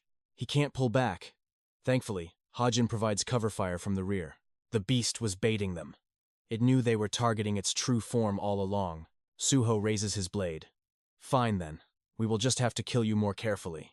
The monster cackles, craving Suho's powerful vessel as its new host. Its wounds heal instantly. Attacking the flesh is useless. The sword is the lifeblood. Destroy the sword. Kill the god. Round 2 begins with a world-shaking clash. The pressure is suffocating. Suho holds his ground, but time is running out. Hajin hesitates. Sniper rounds might hit Suho. He needs a more precise tool. He swaps to his handgun. Meanwhile, Suho's relentless assault begins to push back. The boss is shocked. Suho's blade should have shattered, yet it remains flawless. Victory is certain. With an OP ally like Hajin, Suho's spirit burns brighter than ever. Hajin provides perfect support. Suho finds the opening he needs to end it. The original novel was never this intense. Suho completely overwhelms the demonic swordsman. The boss's weapon is flung away. Suho's final strike turns the monster into dust. It's over. Hajin prepares to claim the legendary hidden reward of this dungeon. Wait, a branch? Suho stares at the pathetic piece of wood in disbelief. Is this a joke? Hajin chuckles at Suho's devastated face over the loot. Suddenly, a chilling voice interrupts. Don't worry. That branch is more than it seems. 2 figures emerge. Hajin recognizes that dark aura instantly. It's the Jinns. How did children get here? We are the Wicked Mask Guild, here for the prize. Hajin plays dumb. Oh, we are just cube cadets who took a wrong turn. The Jin, Zhe, eyes them suspiciously. What are kids doing in a high-level zone? Hajin shrugs. We just killed a monster. Zhe demands to see the reward. We got nothing, as you can see. Zhe immediately reports to his guildmaster. Sir, we found 2 cube cadets. The voice on the line growls. Kill them. Zhe smiles. You heard the boss. Blame your own curiosity for your deaths today. A massive barrier erupts, isolating Hajin. He is cut off from the outside world. The bald Jin approaches. Finally, a weakling I can crush with my own hands. Hajin notices the gold axes on his uniform. This guy is a real hero. A mid-rank hero? Why would a professional hunter target mere cadets like us? The villain sneers. Why answer a dead man? His bloodlust explodes. Kim Hajin freezes. The stat gap is insane. One strike could end him. It was hopeless. Yet, Hajin wasn't done. He pulled out a simple stone. The Jin laughs. A pebble? Is that your pathetic trump card, little brat? Exactly, Hajin smirks. For a loser like you, this is more than enough. Pure rage. You trash. Your mana is garbage, so why are you confident? You're delusional. But as the villain lunged, Hajin's hidden thread snapped tight. Crack! The stone hits his skull. The villain collapses, completely dazed. Phew. It worked. Hajin gasps. This ether synergy is more powerful than expected. Hurry! Jin's heal fast. He aims his hunting gun, praying for a hit. Ping! Bullets bounce off like rubber. Hajin freezes. It's too late now. A brutal blow sends Hajin flying. Pain rips through him as blood sprays. Ether protected him. But the Jin is livid. Veins bulge with demonic fury. You've earned this. The air chills. He's activating his secret art, devilization. A monstrous demon emerges. Meanwhile, Kim Suho senses a terrifying pressure nearby. Suho is trapped by enemies with pure killing intent. There is no escape. Steel meets shadow. The enemy recognizes him. Suho, the top prodigy of Cube. What a waste, the Jin thinks. He should be our ally. They clash. Suho kicks, but the demon flickers away. A heavy blow lands instantly. Terrifying speed. He attacks and vanishes. Suho's heart races. Can he keep up? Focus, Suho commands. But the shadow lunges again, faster than the eye. He blocks the strike, but countering is impossible. He must lure him closer. A blade grazes Suho's cheek. He retaliates, but the Jin dances away easily. Why stay back? Suho wonders. The enemy is distracted, yet Hajin haunts him. No. Focus. This is his fight. Doubt is a luxury he cannot afford. Regret stings. He boasted he could handle this alone. This skill isn't enough. His destiny is to protect the world. Against swordsmen, he must always win. The Jin shudders. Suho's mana is overflowing. I underestimated this brat, he snarls. Time to end this. The demon gathers power. The next strike is lethal. Suddenly, a strange sensation vibrates in Suho's chest. It's a calling from within. The dungeon is calling him. Meanwhile, Hajin is staring into the abyss. Cornered! Damn it! I can't win! Despair washes over him as death looms. Is this the end? Just as the blade strikes, time seems to freeze. Squelch! The Jin is skewered. A familiar silhouette emerges, cold and majestic. The captain? Why? Hajin panics. If they attack now, he is truly finished. The Chaleon army and evil face. Dark novel alliances are manifesting before him. Boss reaches out with a smile. A pleasure to see you, Kim Hajin. We meet often, she whispers. I have always kept my eyes on you. A monster lunges. Snap! Boss obliterates it like an insect. We must talk. Hajin is speechless. She whispers a secret that shakes his very soul. Wait. This wasn't in the original plot. The butterfly effect is changing everything. Is my presence changing destiny? The path ahead is now a terrifying unknown. Time is up, Boss interrupts. Think carefully on my proposal. She fades away. She vanishes. Suho rushes over, frantic. Hajin, are you hurt? Speak to me. Suho helps him up, asking about the savior. But the truth remains hidden. Surveying the fresh corpse, Suho suggests they immediately report the discovery to the Hero Association. Hajin stops him, warning that illegal dungeon entry and lack of evidence will trigger massive fines. After escaping the labyrinth, Hajin feels the crushing backlash of exhausting his Holy Seal's ancient power. Suho reveals a mysterious branch he found, sensing it possesses a nature far beyond ordinary wood. It was calling to me, Suho admits, wondering if Hajin can even grasp such a strange phenomenon. I understand, Hajin replies, his instincts screaming that this humble twig is actually a top-tier artifact. Suho beams, realizing a high-ranked dungeon wouldn't drop something common as its final hidden reward. To the untrained eye, it's trash. But to those who know the secret lore, it is legendary. Ever heard of mistletoe? Hajin asks, referencing the Norse myths that shroud this world's forgotten history. It's the legendary god killer, the very weapon used to slay Balder, the divine god of light. Suho is stunned, but Hajin explains a divine weapon requires true awakening to reveal its form. After a crash course in mythology, Suho finally realizes the insane potential of his new prize. As night falls, Hajin walks home while carefully analyzing the fallen mistletoe leaf in his hand. He trips over a root, but his absurd luck strikes. He discovers rare wild ginseng right there. With a mistletoe leaf and ginseng in his pocket, even the dark walk home feels magnificent. Hajin drags his battered body home, greeted by a sleepy, eye-rubbing Aveno coming to meet him. Forgetting his pain, he hugs the little girl, gently telling her to go back to sleep. He recalls Suho's parting words, thanking him before heading off to visit his family nearby. Kim Suho is the world's true protagonist, a man of unshakable justice who never bows to pressure. He is the ultimate hero, destined to walk the narrow path of light without ever wavering. In the real world, such purity is impossible, but I created him to be that ideal savior. Suho means to protect, and he is the savior this world needs against the 9 devils. These 9 sources of primal evil rule the darkness, led by the third devil known as 𝒕�𝒕🔥. 𝒕💂💥 has carved out a secret sanctuary, hidden deep within the treacherous southern mountains of Hamjeon. Elsewhere, a 4-star mage named Duen greets Hajin for his scheduled high-level magic engraving appointment. You must be Kim Hajin. I'm Duen, the expert mage assigned to handle your enchantment today.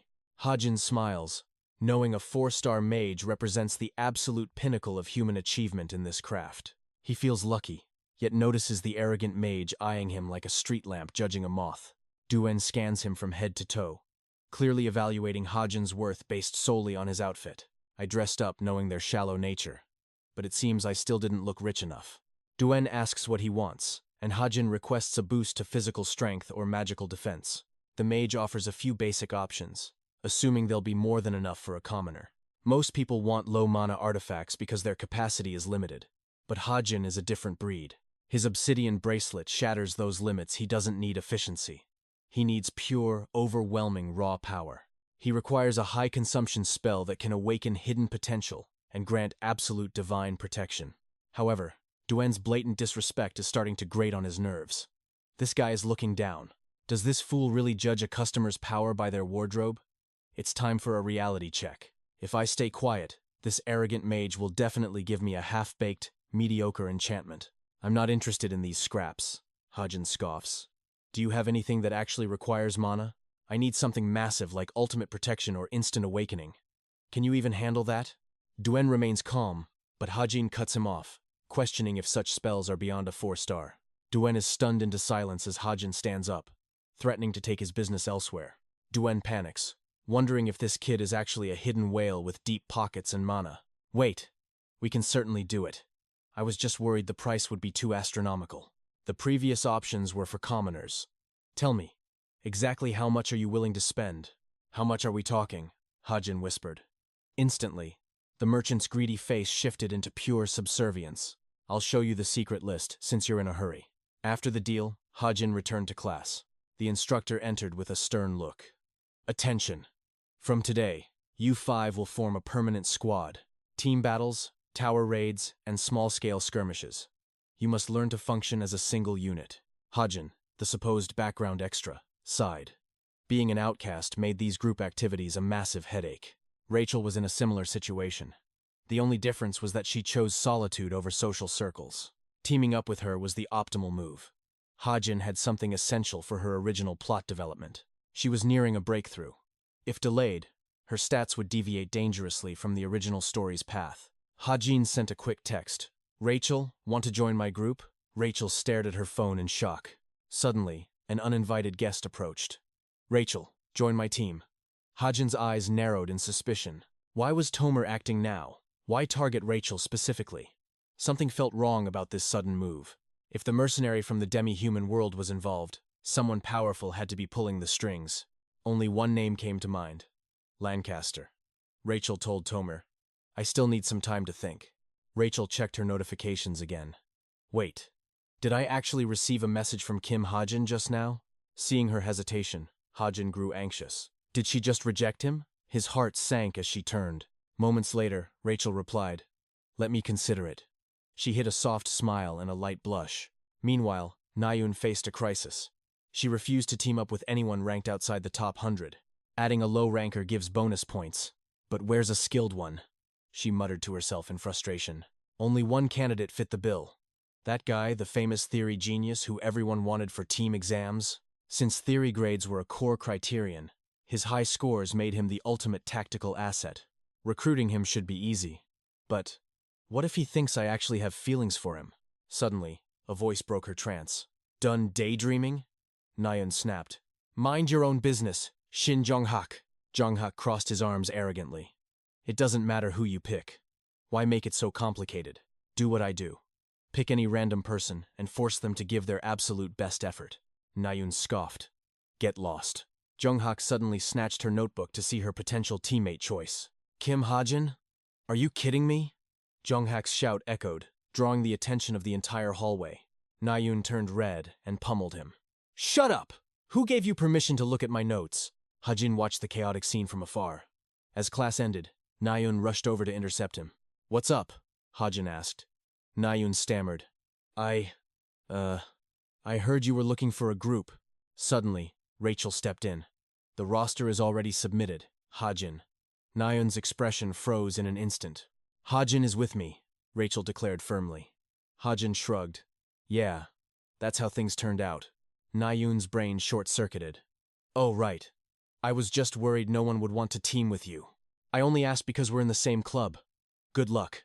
Nayeon fled before things got awkward. Rachel uses a sword just like me. Our builds are nearly identical, Nayeon thought with bitter jealousy.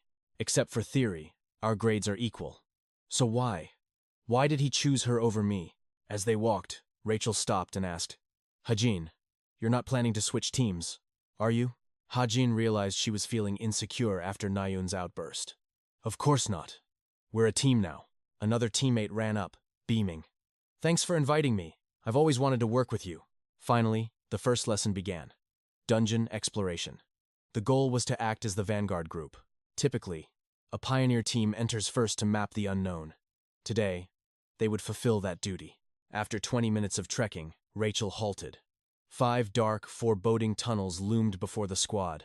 Tomer pointed at one confidently. Thinking is a waste of time. Let's just enter this one. Stop, Ha-jin intervened. Not that path. Tomer glared at him. And why are you so sure? Ha-jin knew her hidden motive. She was luring the entire group into a calculated, lethal trap. I have keen eyes, Ha-jin stated coldly. That path is a dead end. Rachel hesitated, pressured. I followed my gut, ignoring Tomer's desperate attempts to mislead us. The true entrance was already within my sight.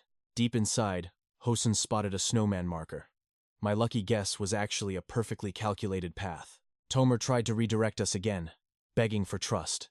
I flatly refused. I wouldn't let her lead us into a trap. Her scheme to isolate Rachel from the group was clever.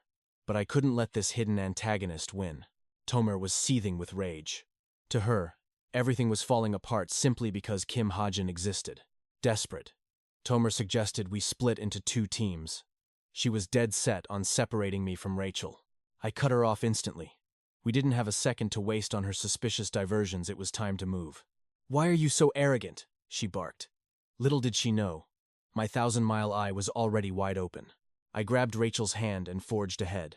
Sure enough, our guide was already waiting in the distance. The instructor praised us for a flawless performance. The team was ecstatic. We had cleared the trial perfectly. They started looking at me like a god of luck. Meanwhile, Tomer's secret mission was turning into a total disaster. Why is the guild rushing me already? She cursed. Soon, we were back in class for the dungeon theory lecture. The professor announced our next task. Choose a mini-dungeon and devise a master strategy to conquer it. Hosen was beaming with confidence. With me on the team, this assignment felt like an easy victory. It made sense Kim Ha-jin was ranked number 1 in theory, while Rachel followed closely at rank 2. Before leaving, the teacher called for a mandatory meeting for all team captains next Wednesday at 7 p.m. The captains were ordered to gather in the auditorium. I stood up, ready to finalize our next move. Should we hit a cafe to discuss our roles? I suggested. Rachel nodded, agreeing to the plan.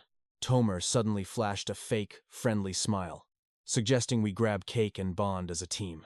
My blood ran cold. I knew her friendly act was just a mask for something much more sinister. I just want us to be a real team, she claimed. But her sudden proactive behavior screamed hidden agenda. She hurried us along, dragging Rachel toward the exit. I could sense a dark plot unfolding in the shadows. Something felt off. Even though my scan showed no physical traps, my survival instincts were screaming. I checked for underground ambushes, nothing. Rachel's voice finally snapped me back from my deep thoughts. After the dungeon talk, Rachel leaned in close. "Hajin, has the English Royal Court Guild contacted you?" I was stunned. The English Royal Court? Why would a legendary guild want a background character like me? I checked my inbox. I rarely look at emails, and there it was. A formal recruitment letter from the British Royals. Who recruits elite hunters via email? It felt strange, yet the offer was undeniably high tier. A base salary of 100 million plus massive bonuses. And they even wrote it in perfect Korean. These conditions were incredible for a rookie. They were practically begging me to join their ranks. Rachel asked to see the message. As she read, her expression shifted into a cold, unreadable mask. Without a word, Rachel stood up and left. Tomer panicked. Her plan for us to bond was failing. "Wait, why are you leaving?" Tomer cried. I watched them, wondering what had triggered Rachel's sudden exit. Even Hosun was baffled by her anger. Tomer's grand scheme had officially ended in a total catastrophe. Frustrated, Tomer turned to the others. "Do you think Hajin actually has feelings for Rachel?" Later at the gym, I grabbed a drink. Training to survive this world was proving to be an exhausting grind. I didn't even have the strength to open my soda. Suddenly, Che Na-yoon appeared and opened it for me. "Kim Hajin, we need to talk," she said. She wanted to know about the Mantis dungeon. I frowned. Of all the choices, why would her team pick the most notorious death trap available? "It wasn't my choice," she sighed. "That arrogant mage on my team insisted we take the hardest one." I remembered him, Junhyuk. A talented but insufferable noble who thought his wealth made him invincible. Even standing next to a prodigy like Na-yoon, his ego remained unchecked. He was a walking liability. "You'll get extra credit for the difficulty," I told her, preparing to share some life-saving information.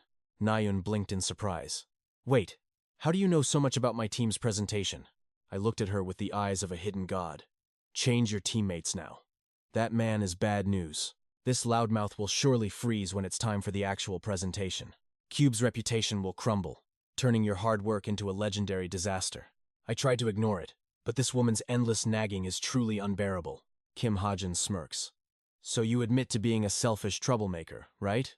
Let Hazuki handle it." "She's actually competent," Yonha suggested with a shrug. "I wish I could, but that stubborn mage won't allow it." Silence fell. They've grown quite close. Awkwardly, Yonha left. The fateful presentation day arrived. This idiot Dong-suk is stuttering every word. Na-yoon's rage is reaching max. They couldn't change the speaker. Yet, the failure actually smiled after finishing. Na-yoon was fuming. Next up, Kim Hajin. He adjusted his glasses calmly. "I'll begin. Our topic is the Wasan Dungeon," he declared with authority. Thanks to Hajin's hidden genius, the presentation was a breathtaking success. Elsewhere, Rachel debated giving the royal contract to our mysterious main character. She hoped he'd join her. Suddenly, a scandalous rumor reached her ears. People say Kim Hajin is deeply in love with Princess Rachel. Rachel froze. Whispers claimed he had already confessed his secret feelings. Rumors said he stalks her constantly. The drama was spreading like wildfire. "We're just teammates," Rachel raged. "How dare they spread such baseless lies? Of course we're together, it's a team." But the gossip continued relentlessly. Backing away, Rachel bumped into Na-yoon. Yonha was standing right there too. "You're stepping on my foot," Na-yoon barked. Rachel apologized, flustered and confused.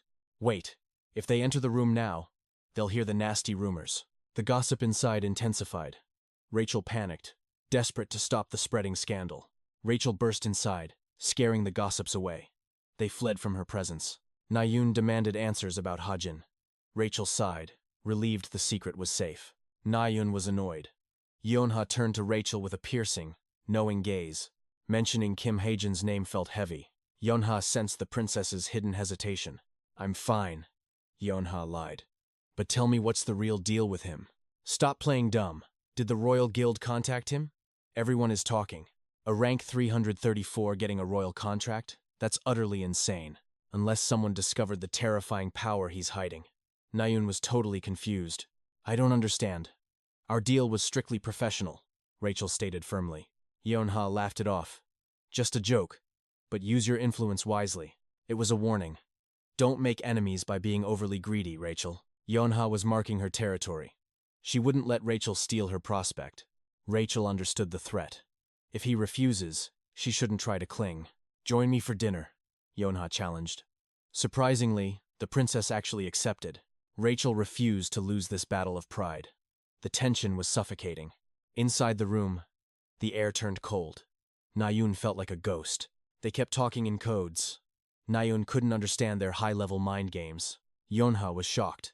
Her fake invitation had actually led to this confrontation. Poor Nayun, lost in translation. That wraps up this intense manhwa recap. Like and subscribe for more. Support the channel for more legendary stories.